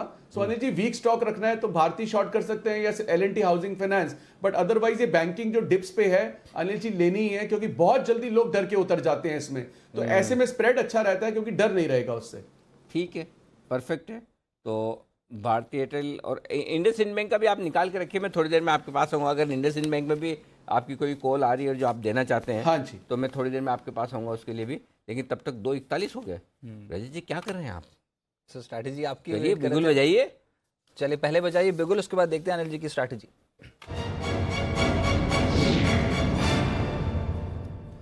पहले अंतर्राष्ट्रीय संकेत देख लें, क्योंकि घरेलू बाजार से संकेत तो आज थोड़े कमजोर पड़े। सब कुछ देखना है। तो अंतर्राष्ट्रीय संकेत में सबसे पहले यूएस फ्यूचर्स, अमेरिकन मार्केट पे डाउ फ्यूचर्स और नैस्डैक यहाँ पर हल्की खरीदारी देखने को मिल रही है। 29 पॉइंट ऊपर है डाउ फ्यूचर्स, और नैस्डैक फ्यूचर्स में 8 अंकों का उछाल देखने को मिल रहा है। कल के सत्र में बिकवाली थी इनफैक्ट यहाँ पर अमेरिकन मार्केट्स में। यूरोपियन मार्केट्स बहुत इंपॉर्टेंट रहेंगे और यहाँ पर अभी का देखें तो ट्रेंड मिला जुला देखने को मिल रहा है। 2 मार्केट्स में ऊपर, डैक्स और कैक, और फुटसी में हल्की गिरावट के साथ, कोई बहुत बड़ी गिरावट नहीं है। इसको भी समझिए कि 1/4% से ज़्यादा की तेज़ी कैक और डैक्स में बन चुकी है। तो यूएस फ्यूचर्स और कैक और डैक्स से तो संकेत ठीक ठाक देखने को मिल रहे हैं। इसके अलावा क्रूड ये इंपॉर्टेंट है क्योंकि 71 के लेवल के बेहद करीब कर रहा है कामकाज। आधे फीसदी गेंस मिल गए हैं इंटरनेशनल मार्केट पे। ब्रेंट, नाइमेक्स यहाँ पर दोनों में ही तेजी, आधे फीसदी के आसपास की तेजी, और 71 के लेवल के आसपास ही हम देख रहे हैं पिछले कुछ ट्रेडिंग सेशन से क्रूड जो है वो थमता हुआ नजर आ रहा है। इसके अलावा रुपया ये इंपॉर्टेंट है, और रुपये में आप अभी जो लेवल देखने को मिल रहा है वो है 69.19। 69 के लेवल के तो ऊपर ही है अभी भी, मजबूत है 11 पैसे आज फिर से, पर बाजार है कमजोर। अब इसको कैसे पढ़ना चाहिए? शुरुआत आज निफ्टी के साथ ही कर लेते हैं सर। अगर निफ्टी संभल गया तो ठीक, 71 पॉइंट के आसपास से गिरावट है। 11,600 को होल्ड करने की तो कोशिश कर रहे हैं एक बार स्पॉट के हिसाब से। देखिए इंपॉर्टेंट भी 11,600 ही है। क्यों? पुट में जो वीकली एक्सपायरी है उसमें हाईएस्ट ऑफ इंटरेस्ट 11,600 पर है, 21 लाख शेयरों का। ठीक है, तो वीकली एक्सपायरी के लिहाज से 11,600 के नीचे आज बंद नहीं होना चाहिए। कल भी आपको याद होगा, कल आप ही थे शो, नहीं कल डिम्पी थे, आप परसों थे, तब भी हम यही बात कर रहे थे कि क्लोजिंग 11,600 के नीचे की नहीं चाहिए। करेक्ट। और अभी भी संभावना ये दिख रही कि 11,600 के नीचे क्लोज शायद ना हो, लेकिन आज अभी भी आपके पास पौन घंटा है, तो पौन घंटे में कुछ भी हो सकता है। तो मेरे लिए सिंपल है, 11,600 के ऊपर अगर मैं हूँ बचे हुए पौन घंटे में तो मैं ठीक हूँ, और 11,600 के नीचे हूँ तो मेरे लिए 50 पॉइंट की रिस्क है 11,550 की। तो इसलिए मेरे लिए निफ्टी में फ़िलहाल, जब मुझे पता है कि नीचे 50 पॉइंट की रिस्क है और ऊपर 50 से 75 पॉइंट की जगह है, और वो आखिरी पौन घंटे में आएगी या नहीं, तो पहली चीज़ एक चीज़ क्लियर कि यहाँ आप शॉर्ट मत कीजिए, क्योंकि पुट में जो हाईएस्ट ओपन इंटरेस्ट वीकली वाला बना है वो कोशिश ये करेंगे कि यहाँ पर होल्ड हो। अगर आज 11,600 के नीचे क्लोज होने के संकेत मिलते हैं आपको, तो ही आपको 50 पॉइंट की जगह मिलेगी, अदरवाइज नहीं। तो 11,600 बहुत क्रिटिकल लेवल है, इसलिए थोड़ा सा वेट एंड वॉच कर लेना ठीक रहेगा।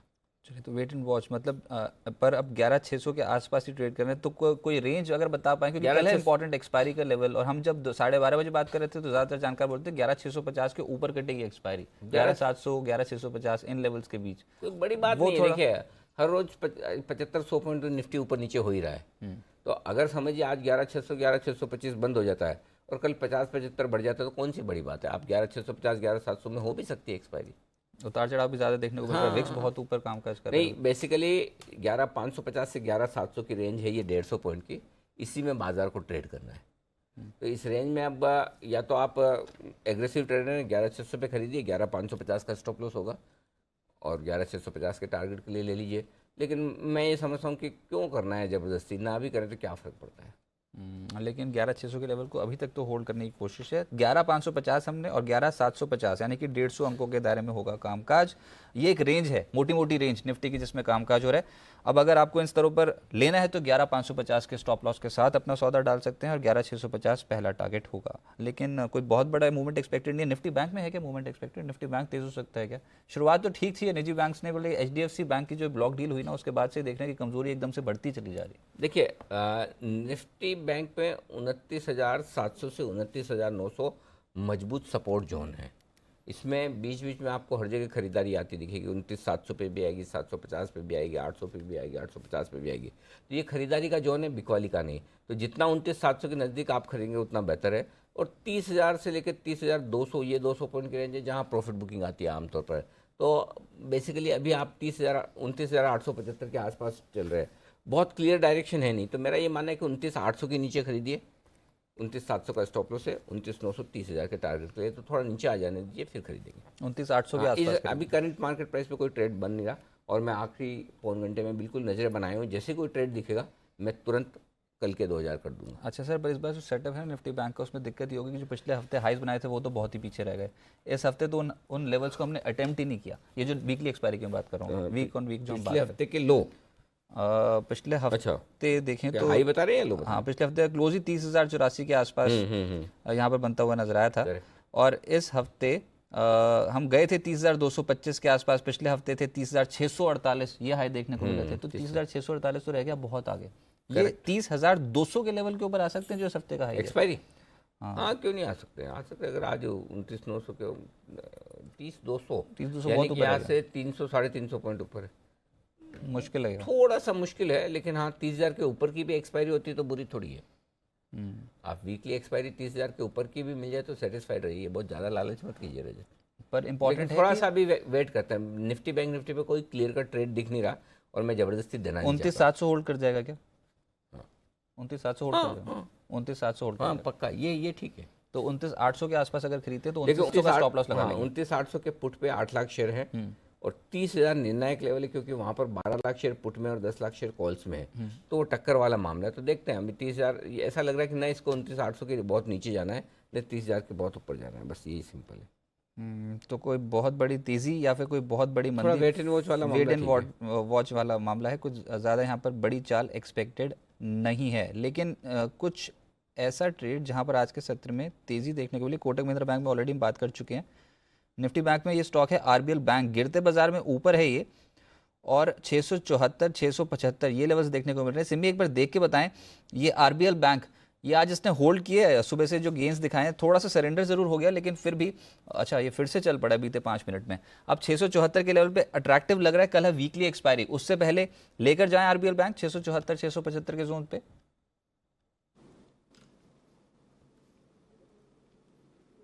जाना चाहिए। चार्ट में स्ट्रेंथ है और ये स्टॉक अभी परफॉर्म भी कर रहा है 674 के आसपास।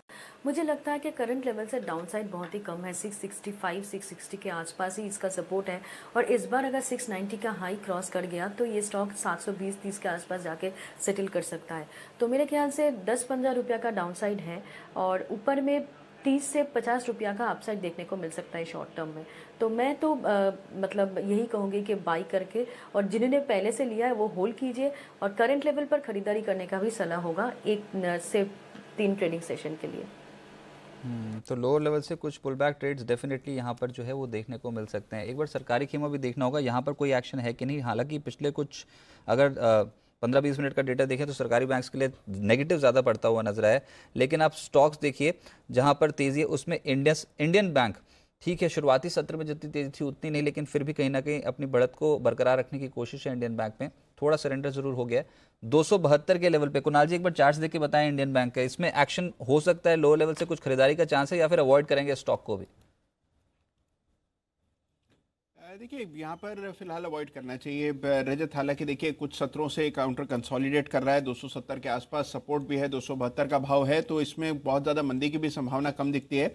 लेकिन फिलहाल किसी तरह का मोमेंटम नहीं है, तो मुझे लगता है कि थोड़ा वेट एंड वॉच करें, एक बार बाजार को थोड़ा सेटल होने दें, रिदम वापस हासिल करने दें, तब मुझे लगता है खरीदारी करनी चाहिए। इंडियन बैंक को फिलहाल अवॉइड करने के लिए। अच्छा, जो आज एक्शन तेज हुआ ना उसमें एक स्टॉक था गोडफ्रे फिलिप्स, ये एक्शन में है आज स्टॉक। 4% से ज़्यादा के रिटर्न गिरते बाजार में स्टॉक ने दिए। वैसे तो एफएमसीजी शुरुआती सत्र में फ्लेवर में था, पर गोडफ्रे फिलिप्स थोड़ा एक्स्ट्रा ऑर्डिनरी मूव जो है वो स्टॉक में बनता हुआ नजर आया और 1152 के लेवल पे कर रहा है ट्रेड। किरण जी बताइए सेटअप कैसा लग रहा है सर? ये जो गेंस मिल गए एक ही दिन में समेट लिए जाएं या फिर ये तेजी भी और बढ़ सकती है? रजत जी बहुत ही स्ट्रॉन्ग चार्ट पैटर्न है। पिछले करीबन 20-25 दिन से एक ही रेंज में ट्रेड कर रहा है और आज आखिर में बहुत स्ट्रॉन्ग वॉल्यूम्स के साथ ये स्टॉक ऊपर चलने लगा है। मेरा मानना है कि ये थोड़े से रिस्क लेके मार्केट के अगेंस्ट चल रहा है, तो इसलिए थोड़ा सा रिस्क लेके बाय करके ही चलना चाहिए, होल्ड करना चाहिए। 1135 मेरा स्टॉप लॉस रहेगा, करीबन 20 रुपए करंट लेवल से नीचे, और मेरा मानना है कि ये नया हाई बनाते जाएगा। अभी फिलहाल में जो स्विंग हाई लगाया था वो करीबन 1180 1182 का था, ये क्रॉस करेगा और फिर 1200 की ओर के करीब हम जाते देखेंगे अगले 2 ट्रेडिंग सेशंस में। तो 20 रुपए की रिस्क लेनी चाहिए, 1200 के लेवल्स एक्सपेक्ट कर सकते हैं, उधर डिविडेंड।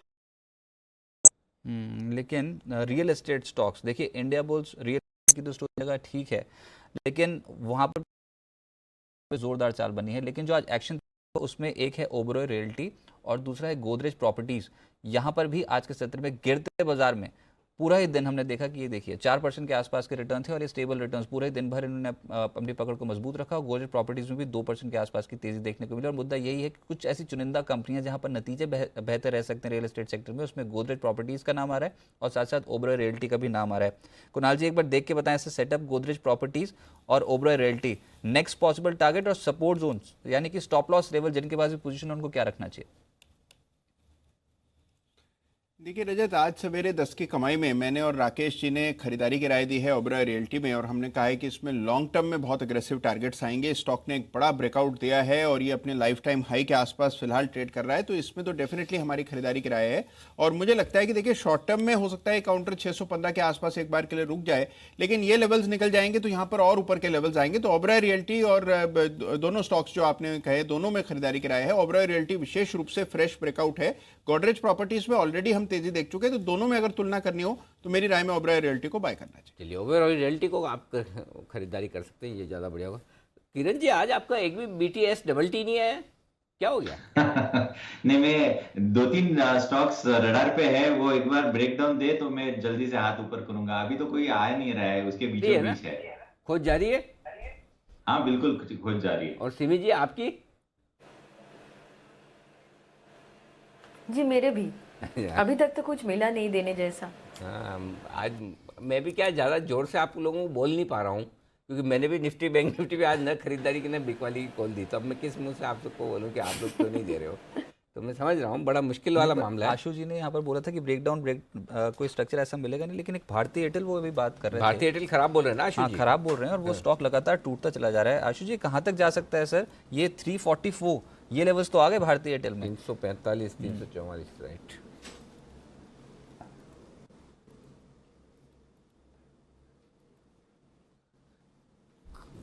आशु सर, आपको आवाज आ रही है? लेकिन यहाँ पर लगता है उनसे जो कनेक्शन है वो डिस्कनेक्ट हो गया, लेकिन अभी फिलहाल 344 के लेवल। अच्छा, निफ्टी एक बार फिर से दिखाइए, क्योंकि यहाँ पर लोअर लेवल से खरीदारी है और कन्विंसिंगली। इनफैक्ट ये पिछले कुछ 15 मिनट का डेटा 11,614 के लेवल पे आ गया निफ्टी। अच्छी रिकवरी लोअर लेवल से। 11,600 के नीचे बंद नहीं होगा वो, लगता नहीं है 11,600 के नीचे बंद होगा। चलिए ठीक है। और निफ्टी बैंक ये भी 29,900 के लेवल के ऊपर आ गया, तो लोअर लेवल पे हाँ ठीक है। अगर वो स्टॉप लॉस लगा रहे थे 29,700 के आसपास का, तो अच्छे रिटर्न। इसकी भी क्लोजिंग बेसिस पर स्टॉप लॉस 29,900 है, और इसका स्टॉप लॉस जो है वो 11,600 है। ओके, यहाँ पर जो खरीदारी इन्फीबीम का आपने जिक्र किया कि नहीं? बिल्कुल नहीं किया, मैं देख रहा था। सिमी जी जरा इसको देखिए, इन्फीबीम ये क्यों भाग रहा है भाई? 7% मजबूत हो गया स्टॉक आज, और 16% ओपन इंटरेस्ट भी बढ़ा है। कुछ टेक्निकली क्या कुछ हो रहा है, कोई राय है आपकी इस पर? अनिल जी, मुझे लगता है कि एक ब्रेकआउट दे रहा है चार्ट पर। अब ये कितना सस्टेनेबल होगा ये देख के पता करना पड़ेगा। करंटली मुझे लगता है कि एक कोई अगर पहले से सुबह से अगर लिया है तो एक ट्रेलिंग स्टॉप लॉस लगा के होल्ड करे। चार्ट में मुझे लगता है कि एक ब्रेकआउट देने का कोशिश करेगा। 46 का लेवल होगा मेरे लिए नेक्स्ट हर्डल इस स्टॉक के लिए। अगर आज का क्लोजिंग किसी भी हाल से ये 46 के ऊपर दे देता है तो कल तक ये स्टॉक ज़रूर 50 तक का लेवल दिखा सकता है। मुझे लगता है कि शायद इसमें कुछ न्यूज़ है जो अभी भी अनफोल्ड नहीं हुआ है, पर 50 तक का रैली देखने को मिल सकता है। 46 के आसपास का लेवल आज ही देखने को मिल सकता है।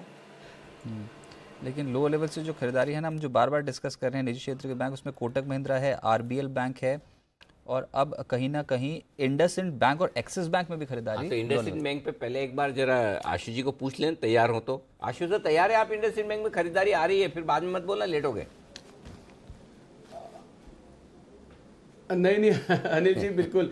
अनिल जी, अभी मुझे पता नहीं वॉइस डिस्कनेक्ट हो गया, तो रजत कुछ सवाल पूछ रहा था भारतीय एयरटेल के ऊपर। देखो सवाल तो भारतीय एयरटेल पे था। भारतीय एयरटेल दिन के लो पॉइंट पर आया। भारतीय एयरटेल सर परपेचुअल, जी बताएं सर। वो मेरी परपेचुअल शॉर्ट लिस्ट में है, कुछ भी होता रहे उसमें। मैंने कल भी कुणाल जी को मैसेज करके पूछा था कि मैं इसको खुला कॉल सेल करने की देता हूं, तो कुणाल जी ने कहा था कि अभी कंफर्मेशन नहीं आई।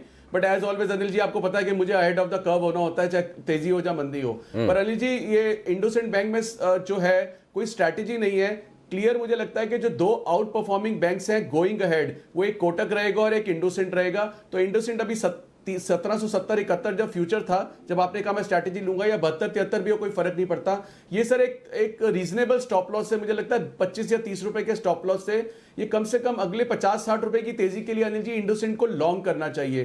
तो अगर हम जैसे शॉर्ट के लिए भारती रखते हैं या L&T फाइनेंस रखते हैं या कोई NBFC रखते हैं, तो प्राइवेट बैंक में कोटक और इंडसइंड। कोटक की तो स्ट्रैटेजी दी है अनिल जी, क्योंकि वॉलेटाइल रहता है, बीच बीच में धोखा दे देता है किसी न्यूज से। लेकिन मुझे लगता है इंडसइंड अभी अपनी अपवर्ड जर्नी फिर करेगा, तो इंडसइंड को लॉन्ग डेफिनेटली रखना चाहिए। और अनिल जी, एक और चीज, जिस तरह से मैंने आपको PC ज्वेलर बोला था, PC ज्वेलर, आज भी आप उसका भाव देखिए, आज भी 5% ऊपर है। और आप इन्फीबीम में भी सरप्राइज होंगे, मैं ये, क्योंकि ऐसे स्टॉक्स की मैं कॉल बहुत लिमिटेड देता हूं as a discipline, but Infibeam में भी अब सरप्राइज होंगे, ये भी ऊपर की तरफ मुझे लगता है कि इसमें जो कुछ पक रहा है जो इसको ऊपर लेके जाएगा, जैसे पीसी ज्वेलर कंटिन्यूसली ऊपर जा रहा है। नहीं, पीसी ज्वेलर्स के लिए तो हमने आपको सुबह सुबह याद कर लिया था आज, बिल्कुल हमने बोला था कि हम टाइटन कर रहे थे, आपने बोला था पीसी ज्वेलर्स को खरीदिए, बिल्कुल आज सुबह ही जिक्र हुआ और बिल्कुल हुआ, तब पीसी ज्वेलर्स आज दिन के हाई पॉइंट पर ट्रेड करा था, अभी भी हाई पॉइंट के आसपास ही है और टॉप गेनर था सुबह, तो अब इन्फीबीम टॉप गेनर है। लेकिन स्टॉक्स देखिए आप। अनिल जी, एक क्वेश्चन है मेरा आपसे। जी, हाँ बोलिए सर। अनिल जी, एक चीज सवाल है, जैसे मैंने सिम्मी जी से पूछा था एक दिन, आपसे ही पूछता हूं कि आप क्या मन से सर बुल हैं? क्योंकि जब भी आप निफ्टी बैंक निफ्टी की स्ट्रैटेजी देते हैं, तो जब आप शॉर्ट कवरिंग की बात करते हैं ना, तो आप जब कॉल पुट का वो डेटा निकालते हैं कि इतना ओपन इंटरेस्ट है और ये जब ये कवर करने आएंगे तो इतना भाग जाएगा, ये कवर करने आएंगे इतना हो जाएगा, कभी आप ये नहीं कहते कि पुट में इतना बिका हुआ है, अगर इससे नीचे चला गया तो ये तो फिर बंटाधार हो जाएगा? उसका ऐसा क्यों नहीं कहते आप? ये 11,000 की निफ्टी है ना, मैक्सिमम गिरने में कितना गिर सकती है? 11,000, बढ़ने में 1,11,000 भी हो सकती है ना, अब गिरने में तो लिमिट है ना, 11,000 वाली जीरो हो जाएगी। बढ़ने की तो कोई लिमिट है नहीं। 100 से सेंसेक्स शुरू हुआ, 40,000 हो गया, 1,000 से निफ्टी शुरू हुई। तो देखो, एक प्रॉब्लम मेरी लाइफ में आशीष जी वो ये कि मैं थोड़ा पॉजिटिव हूँ, तो मुझे, हालांकि ये मैं बहुत अच्छे तरीके से जानता हूँ कि जो पैसा मंदी में बनता है ज़्यादा भी बनता है, जल्दी भी बनता है, और एक फॉर्मूला बहुत क्लियर है, मंदी करने के लिए आपको कुछ नहीं करना है, खाली सेंटीमेंट खराब करना है, मूड खराब करना है, डरना और डराना है। जबकि तेज़ी करने के लिए बहुत सारे पैसे लगते हैं, शेयर खरीदने पड़ते हैं, तब जाके तेज़ी होती है। तो तेज़ी करना आसान काम नहीं है, मुश्किल में से तेज़ी में पैसा बनता है। लेकिन वही है कि बाय नेचर शायद हाँ मैं थोड़ा पॉजिटिव साइड पे ज़्यादा हूँ, हो सकता है। ये आपका ऑब्जर्वेशन ठीक ही लग रहा है मुझे। जी सर। अनिल जी, इसका एक रियल लाइफ सिमिली देता हूं, जो आपने बोला कि तेजी करने के लिए चाहिए होता है, जो शायद मैंने कुणाल जी या राकेश जी से हमने किसी शायद डिनर पे डिस्कस किया था कि जो नॉन वेजिटेरियन तो होता है ना, आप डिनर पे कर ले, अभी क्यों करें? डिश चाहिए होती है या एक नॉन वेजिटेरियन डिश आप मुझे भी डिनर पे ले जाए, वही कर लेंगे। नहीं उसको मेरा डिनर क्यों? हाँ बिल्कुल बिल्कुल सर, जो नॉन वेजिटेरियन होता है ना उसको एक जी जो नॉन वेजिटेरियन होता है ना उसको एक डिश चाहिए होती है, और जो वेजिटेरियन उसको होता है उसको दाल, पनीर, सब्जी, पापड़, रायता, सैलेड, अचार सब कुछ चाहिए होता है। Correct. तब भी उसको लगता है कि शायद ये मजा जो है ना ये नॉन वेजिटेरियन लेके जा रहा है। तो यही तेजी मंदी का फर्क है। तेजी में बहुत सारी चीजें चाहिए होती है, तब आपको तेजी मिलती है। मंदी में तो जैसे आपने कहा कि बस एक मौका चाहिए होता है। बात तो सही है, एकदम आपकी बात सही है। तो चलिए, पैसा बनना चाहिए, तेजी हो या मंदी। तेजी होगी तो कुणाल जी, राकेश जी भर भर के और सिमी जी और किरण जी बनवा ही देंगे, और मंदी होंगे तो अकेले आशु जी काफ़ी है। बिल्कुल चिंता ना करें, पैसा दोनों तरफ बनेगा जी बिजनेस पर आपके लिए, ये बात पक्की है। नितिन जी पीसीआर वाले भी आने की तैयारी में हैं, बस थोड़ी देर में आपके साथ जुड़ेंगे नितिन जी भी, जो आपको अपडेट भी देंगे इन्फोसिस, टीसीएस वगैरह और बाकी स्टॉक्स पर। लेकिन उससे पहले हाँ, चुनावी माहौल, उसमें भी फिर कुछ ऐसी पिक्स आनी चाहिए जहाँ पर एक्शन जो बहुत ही शानदार पिक आ रही है। चुनाव और बाजार का कॉकटेल एकदम मिक्स बन के आएगा, और आप मुनाफे का चुनाव कैसे करें, देखिए बाकी सब, और शेयर का सही सिलेक्शन। इलेक्शन है सिलेक्शन के अंदर, है ना? इलेक्शन तो है ही सिलेक्शन में, एस हटा दो, इलेक्शन है।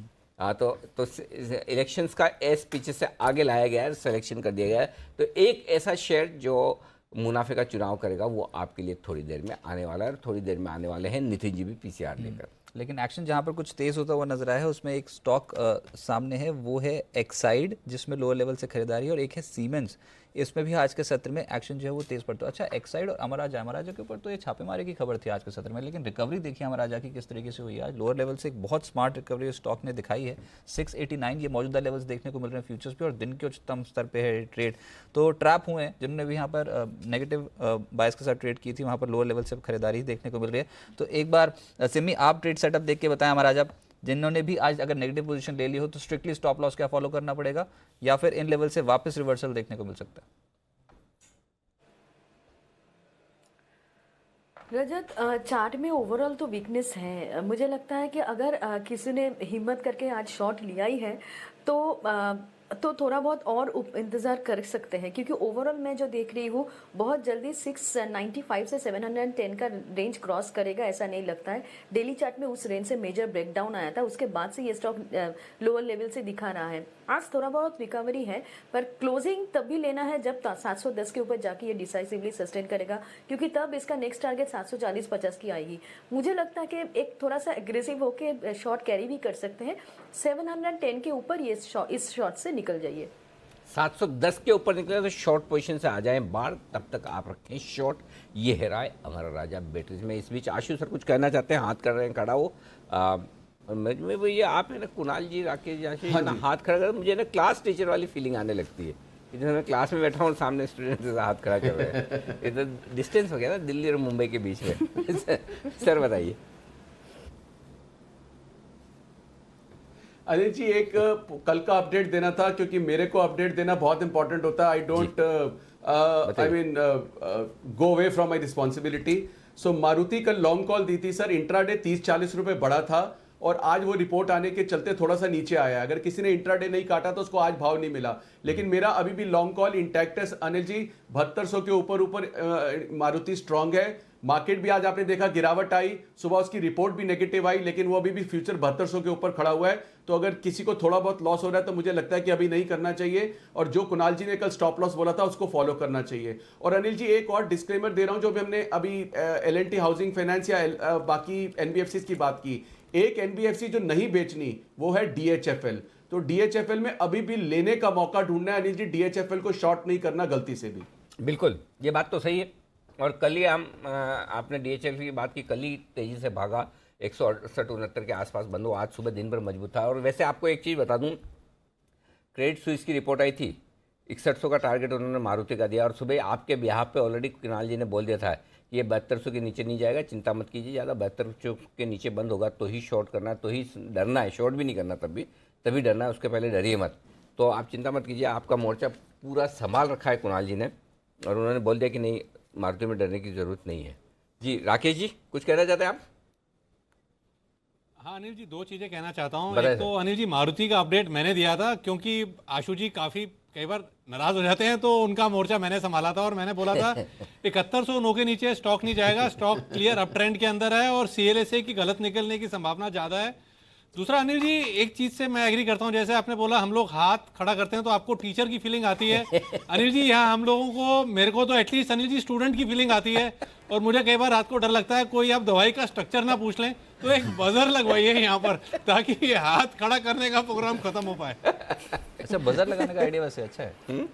अगर बजर लगा दिया जाए तो पता लग जाएगा ना कि किस मुद्दे पे बात करने की कोशिश करने, लेकिन सभी हाथ खड़ा करके बैठ। अच्छा, ऐसा वो वैसा जो हमने स्काउटिंग किया था, स्काउटिंग में होता था अलग अलग वो सिग्नल्स बनाए जाते हैं, तो सिग्नल्स बता दो। ये एक बजर आया हुआ है मतलब मैं कमेंट करना चाहता हूँ, 2 बजर मतलब मैं चार्ट कॉर्नर देना चाहता हूँ, 3 बजर मतलब BTST है, इस तरह से। अरे बाप रे, ज़्यादा हो जाएगा नहीं? हाँ, इसलिए ये जो चल रहा है वो ठीक है, एक हाथ ही ठीक है। बिल्कुल, बस आप एक ध्यान रखिए कुणाल जी, राकेश जी, मतलब आप एक हाथ खड़े, कभी भी ऐसा मौका ना है कि आप दोनों हाथ खड़ा करके सरेंडर कर दें, बस उतना ध्यान रखिएगा। चलिए, लेकिन क्योंकि आमतौर पर जब आप तेजी में और आशु जी आ जाए, सामने बैठ जाए और मंदी करने लगे, तो फिर ये दोनों हाथ खड़े होने के चांस बढ़ जाते हैं, वो नहीं होना चाहिए। मोर्चा जी, तब हाथ जोड़ने पड़ेंगे। हाँ, हाथ जोड़ ले, वो ज़्यादा ठीक है।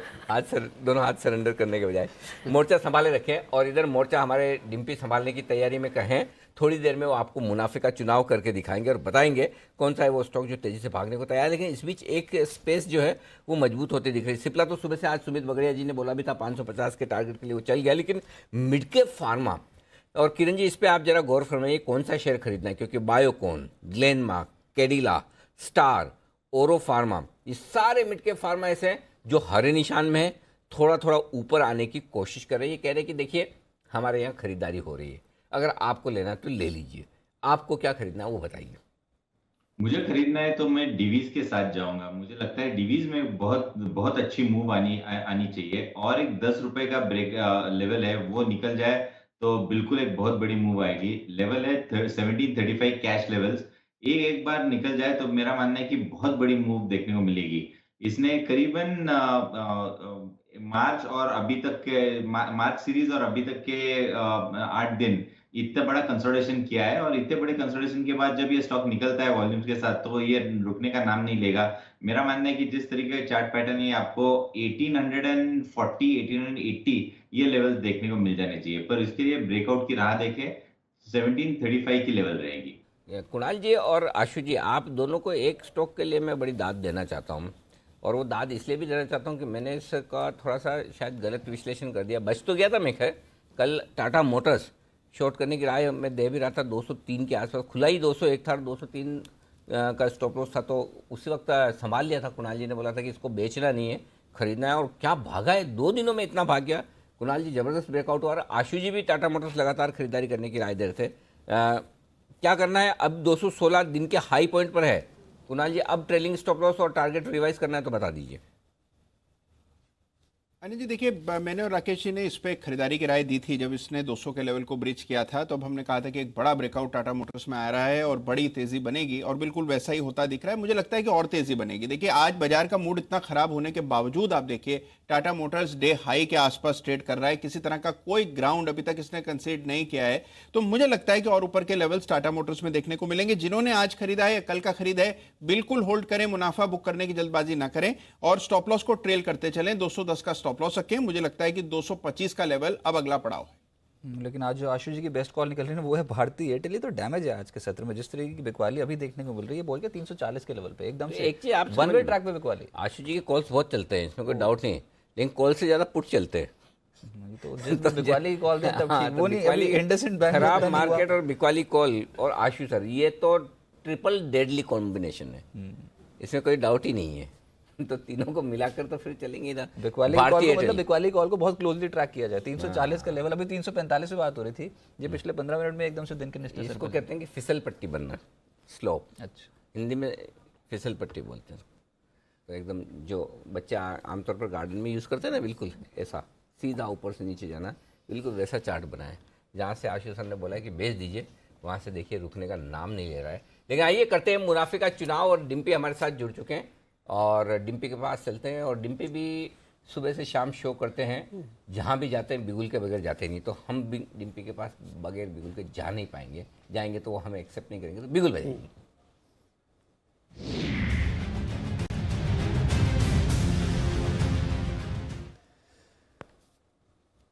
तो डिम्पी जी छोटा ही सही, लेकिन आपके लिए फ्रेश ताज़ा बिगुल बनवाया गया है मुनाफे का चुनाव करने के लिए। बताइए एक कॉन्सेप्ट और इसमें कौन सा शेयर आप आज चुनकर लाए। सर पहला तो बिगुल चल जाएगा ये, और दूसरा जो कंसेप्ट है हमारा वो ये है कि चुनावों से जुड़े हुए, देखिए चुनाव तो अगले 45 दिन की खुमारी इस देश में चढ़ी रहेगी, लेकिन हमारा ये कहना है कि इस चुनावों से जुड़ी हुई कुछ एक कंपनी जिनके लिए टर्न अराउंड होता है, खासकर 5 साल बाद एक ऐसा मौका आता है जिसके लिए बदलाव हो जाएगा पूरी तरह से, तो उस कंपनीज को हम चुन चुन कर एक एक आपके सामने रखते हुए चलेंगे। तो शुरुआत आज करते हैं ग्लोबल स्पिरिट से। लिकर वाली कंपनी, चुनाव का फ्लेवर है, आपको मालूम ही है।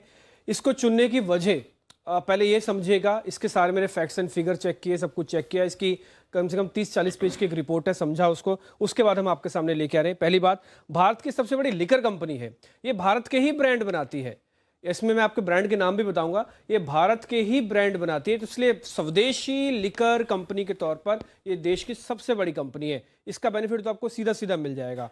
अब आते हैं बचे हुए सामान, इनका जो भी रेसिड्यू होता है उससे बाकायदा ये पशुओं के लिए चारा भी बनाते हैं, तो इनका बैकवर्ड इंटीग्रेशन, फॉरवर्ड इंटीग्रेशन अलग अलग तरह से ये काम करते हैं। एक और चीज़, राजस्थान हरियाणा में तो इनका अच्छा पकड़ है ही, पश्चिम बंगाल में इनका नया इन्होंने एक स्टेट चुनी है, जहाँ पे कोलकाता में भी सिमी भौमिक भी है हमारे साथ, तो पश्चिम बंगाल इनके नया बाजार है। ये चाहते हैं और भी बाजार के अंदर इनको मिले।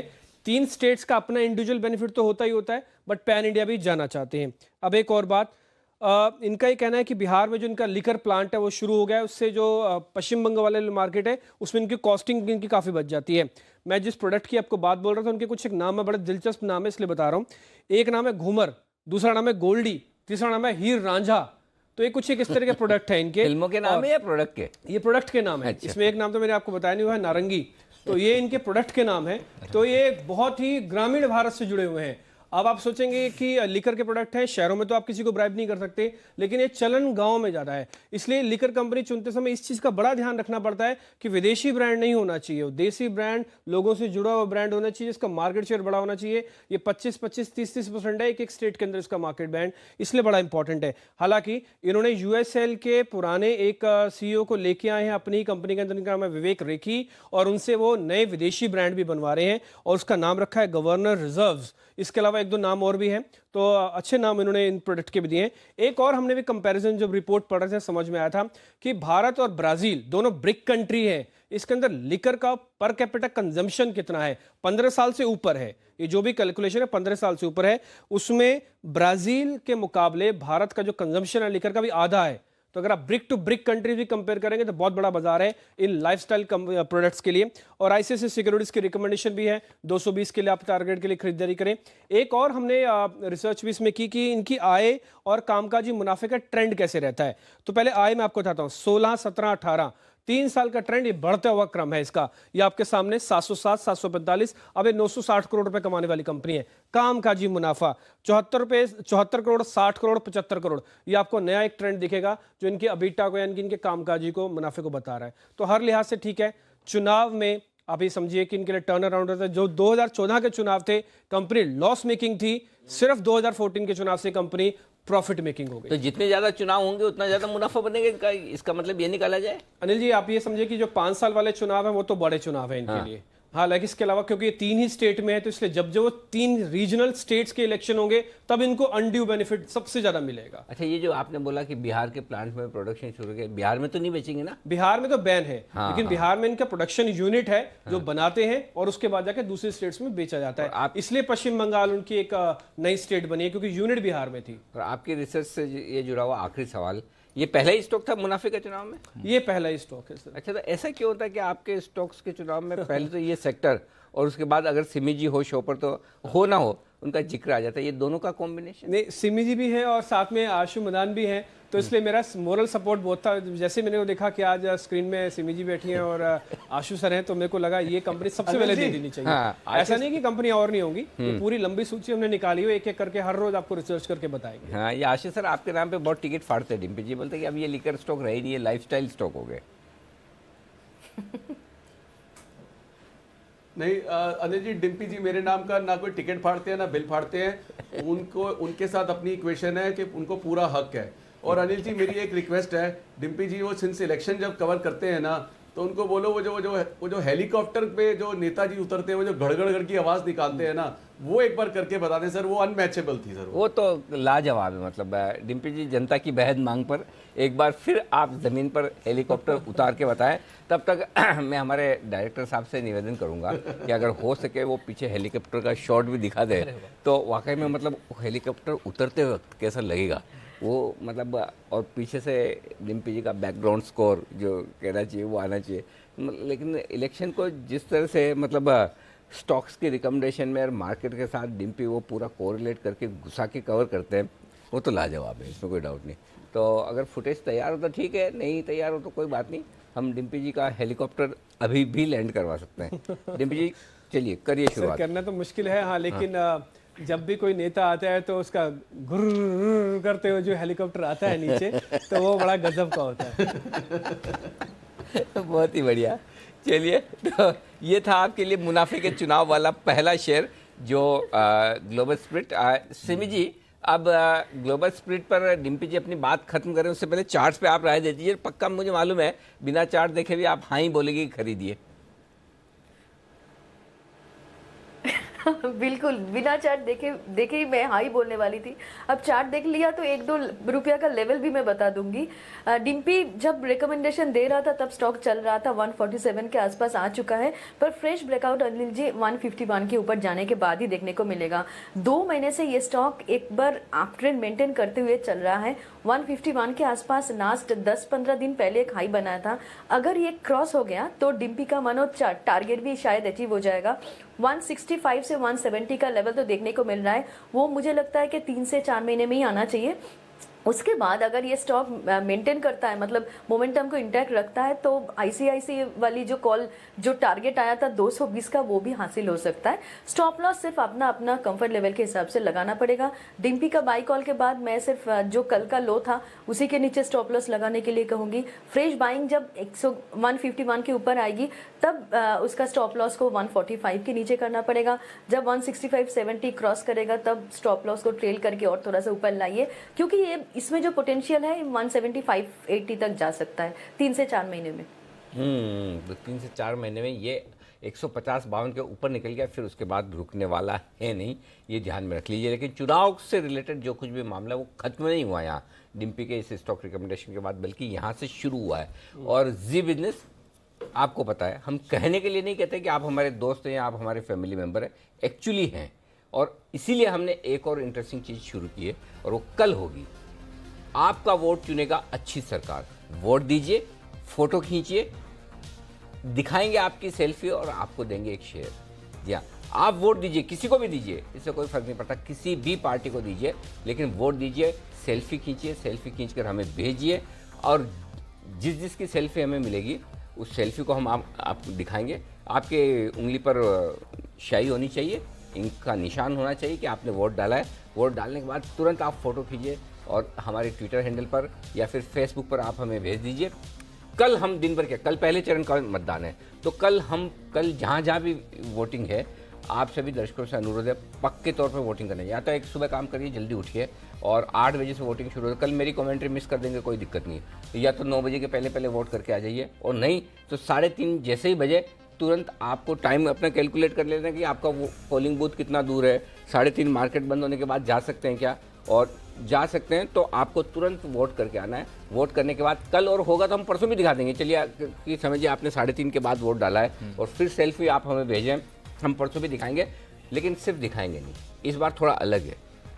हर एक सेल्फी के साथ आपको एक स्टॉक रिकमेंड किया जाएगा। अच्छा, हाँ, वोट के बदले में शेयर रिकमेंड होगा।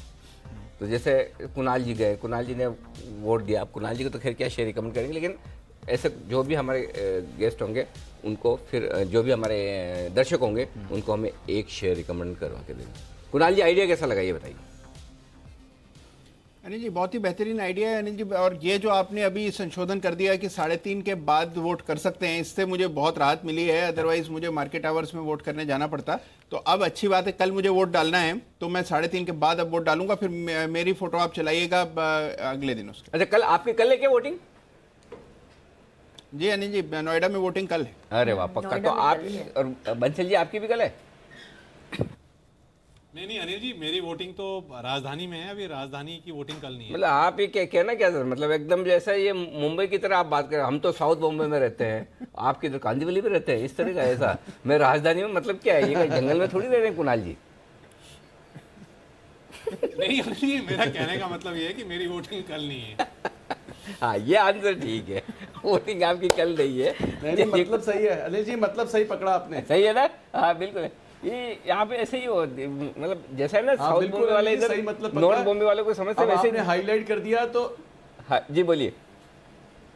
बिल्कुल, आपने हाईलाइट कर दिया तो राकेश जी डिफेंसिव हो गए हैं, लेकिन उनकी जो बात में वो एरोगेंस थी वो वही है, साउथ दिल्ली वाली थी सर। नहीं, मैं थोड़ी बीच में जहाँ मौका मिले ना थोड़ी चुटकी ले लेता हूँ, और खासतौर से राकेश जी को की चुटकी लेने का मैं कोई मौका कभी छोड़ता नहीं, ढूंढता रहता हूँ। राकेश जी बहुत अच्छे इंसान हैं, वो मौके रोज देते हैं मुझे, कहीं न कहीं कुछ न कुछ देते रहते हैं। जी राकेश जी। देखिए अनिल जी, मैंने राजधानी की बात करी, आशु जी तो अपनी मर्जी से दिल्ली, साउथ दिल्ली, नॉर्थ दिल्ली ले आए हैं, मैंने सिर्फ राजधानी की बात करी थी। और अनिल जी, इसका कारण, अनिल जी, मैं अभी दुबई गया था तो वहाँ जितने टैक्सी ड्राइवर थे वो पाकिस्तान के थे। हाँ। वो मुझसे पहला सवाल मोदी जी पे करते थे कि क्या कहते हैं, आप कहाँ से हो, उन्होंने अटैक क्यों करा। तो अल्टीमेटली अनिल जी, मैं तंग होकर बोलता था कि मैं भारत की राजधानी से हूँ और मोदी जी के पड़ोस में रहता हूँ। तो वो मेरे मुंह पे चढ़ गया है कि मैं राजधानी में रह रहा हूँ।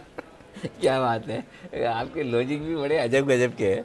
तो चलिए कल वोट दीजिए। अच्छा हाँ, कल एक और चीज़ बता दूं, ये तो अपनी जगह है, ये कि वोटिंग वाला पूरा मामला है, जो आपको वोट देकर अपनी सेल्फी खींचकर हमें भेजना, और हर सेल्फी के साथ हमारे एक्सपर्ट आपको एक न एक शेयर रिकमेंड ज़रूर करेंगे। लेकिन चुनाव की पहली टक्कर है कल, किन शेयरों का चलेगा जोर, कहाँ मुनाफा होगा वंस मोर, बाजार में संभल के चले या लगाएं और जोर। सोच समझ कर करें शेयरों का चुनाव इंडिया का। कल सुबह 7 बजे से आपको देखना है, पूरे दिन भर जी बिजनेस की एक खास पेशकश है चुनाव इंडिया का। तो शेयरों का चुनाव और साथ ही देश को चलाने वाले नेताओं का चुनाव, ये कल से शुरू हो जाएगा। आपको मिस नहीं करना है, पूरा का पूरा एक्शन। और एक और बात बता दूं, कहीं कोई जनरल न्यूज़ चैनल देखने की ज़रूरत नहीं है। जनरल न्यूज़ चैनल में आपको लंबी लंबी कतारें दिखाएंगे, वो एक रिपोर्टर खड़ा होगा, वो बोलेगा आज सुबह से बड़ा माहौल है, लोग आ रहे हैं, एक 80 साल का आया है, एक 18-20 साल का, 15 का तो खैर अलाउड नहीं है, मतलब वैसा। तो ये सब बताएंगे, वो काम की नहीं। आपको जितनी काम की बात है चुनाव से रिलेटेड, पोलिंग से रिलेटेड, मतदान से रिलेटेड, वो सब हम बीच बीच में आपको बताते रहेंगे। तो हम मार्केट का कवरेज और चुनाव का कवरेज एकदम बैलेंस बनाकर आपके सामने पूरी की पूरी चीज़ें ले आएंगे। तो बिल्कुल चिंता न करें, आपको सिर्फ तो पूरे चुनावी रंग में रंग जाएगा जी बिजनेस। और लगातार कुछ स्टॉक्स रिकमेंड होंगे जहां पर एक्शन तेज हो सकता है चुनावों के दौरान भी, और अगले कुछ दिन आपको इन स्टॉक्स पे खासा तौर पे ध्यान रखना है। लेकिन बाजार पे अभी के हिसाब से देखें तो मार्केट पे ऊपरी स्तरों पर हुआ है दबाव और 90 अंकों के आसपास की गिरावट निफ्टी पे देखने को फिर से मिल रही है। 11,580 का स्तर, दिन का निचला स्तर इस समय बाजार ने दिखा दिया। ऊपरी स्तरों पर दबाव आज के सत्र में बनता हुआ नजर आया। अच्छा, एक स्टॉक ना बार बार फोकस में आ रहा है क्योंकि बाजार गिर रहा है, ये स्टॉक चढ़ता चला जा रहा है, और वो है डीमार्ट। कैश मार्केट के स्टॉक, मुद्दा यही है कि कैश मार्केट के स्टॉक पे इस समय ट्रेडिंग इंटरेस्ट ज्यादा है। और डीमार्ट देखिए आप, दिन के उच्चतम स्तर पे दिखाई देगा आपको, बहुत स्ट्रांग खरीदारी थी। ये बीते 5 मिनट में एक्शन एकदम से स्ट्रांग हुआ, इसलिए मेरे रडार पर है 1528 का मौजूदा स्तर देखने को मिल रहा है। तो सिमी, एक बार आपके कमेंट्स, जिस तरह की क्लोजिंग इस समय डीमार्ट पे हो रही है, ये आज ही मुनाफा बुक कर लिया जाए या फिर इसको कैरी किया जा सकता है जिनके पास भी पोजीशंस आ गई हों? जी रजत, इस खराब माहौल में जब ये स्टॉक एक ब्रेकआउट दे रहा है, लगातार फरवरी से 1520-25 के आसपास इसने हाई बनाया है और कभी भी सस्टेन नहीं किया है, और आज का मार्केट इतना खराब क्लोजिंग दे रहा है, उसके बावजूद भी जब ये स्टॉक ब्रेकआउट दे रहा है तब तो मुझे लग रहा है कि शायद एक दिन के लिए तो इंतजार करना ही करना है, क्योंकि 1520-25 के ऊपर जाके अगर ये स्टॉक आज क्लोज देता है और कल भी अगर सस्टेन करता है तो इसका नेक्स्ट जो रेंज होगा वो 1550-60 की होगा। तो मुझे लगता है कि जिन्होंने आज लिया है वो बिल्कुल कैरी करके ले जाए। कल अगर 1530 के ऊपर सस्टेन नहीं किया तो एक बार प्रॉफिट बेचने का सोचिए, बुक करने का सोचिए, नहीं तो मुझे लगता है कि शायद ब्रेकआउट आ रहा है और इस बार ये स्टॉक और ज्यादा बड़ा टारगेट देने वाला है। तो यहाँ पर एक्शन जो है वो तेज हो सकता है। लेकिन एक स्टॉक, कुछ और स्टॉक्स भी आइडेंटिफाई करने की कोशिश करते हैं। उसमें एक स्टॉक है अलकार्गो। इस स्टॉक में आज लोअर लेवल से कुछ पुल बैक्स देखने को मिल रहे हैं, लेकिन कन्विक्शन है क्या कुणाल जी, या फिर इसको अवॉइड लिस्ट में डाला जाए? फिलहाल ये पहुंच गया 115 के लेवल के आसपास, फिर से अटेम्प्ट है इसमें दिन के उच्चतम स्तर छूने का, तेजी बढ़ सकती है क्या? देखिए, निचले स्तरों पर रजत एक अच्छा बेस बनता हुआ नजर आ रहा है। अलकार्गो काफी करेक्ट हो चुका है, 210 से करेक्ट होकर लगभग आधा रह चुका है, और अब इन स्तरों पर मुझे लगता है कि काफी वक्त में इसने एक बेस बनाया है। ब्रेकआउट हालांकि 120 रुपए के ऊपर होगा तो 120 के ऊपर अग्रेसिवली बाय करें। ट्रेडिंग की मेरी राय नहीं है, निवेश के लिए खरीदें, लेकिन खरीदें तभी जब 120 के ऊपर ये क्लोज दे दे। ओके, तो ये राय है आपके लिए। अलकार्गो 3% है मजबूत। आइए, बैन से बेनिफिट का बजेगा बिगुल, और देवांशी है हमारे साथ।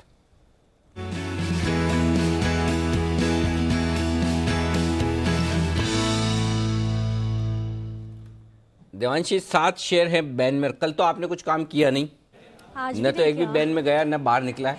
आज भी नहीं किया।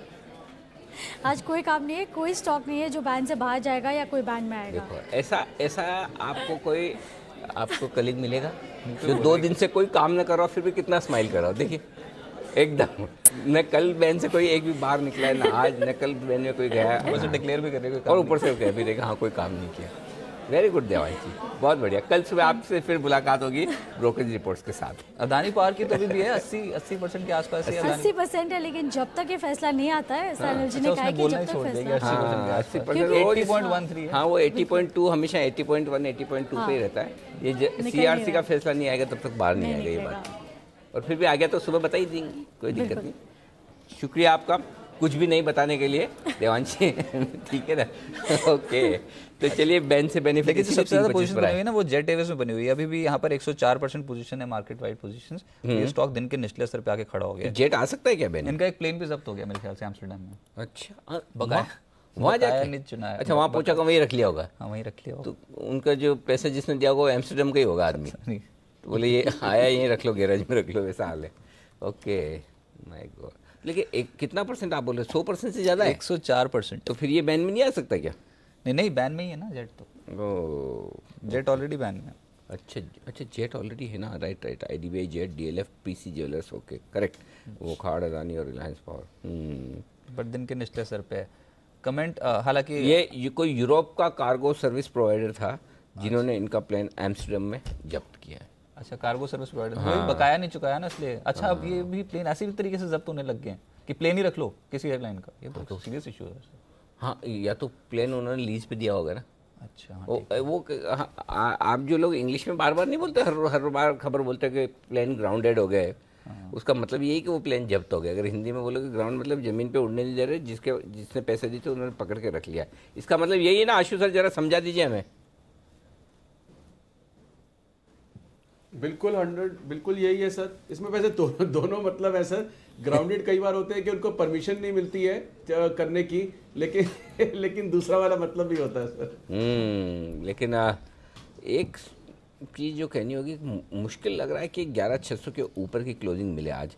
एग्जैक्टली 11,600 के बेहद करीब की मिलेगी और 29,800 के बेहद करीब की मिलेगी बैंक निफ्टी पर क्लोजिंग। तो हाल ही में जो हमने ख़राब क्लोजिंग देखी थी वो 29,845 की परसों देखी थी, कल नहीं परसों।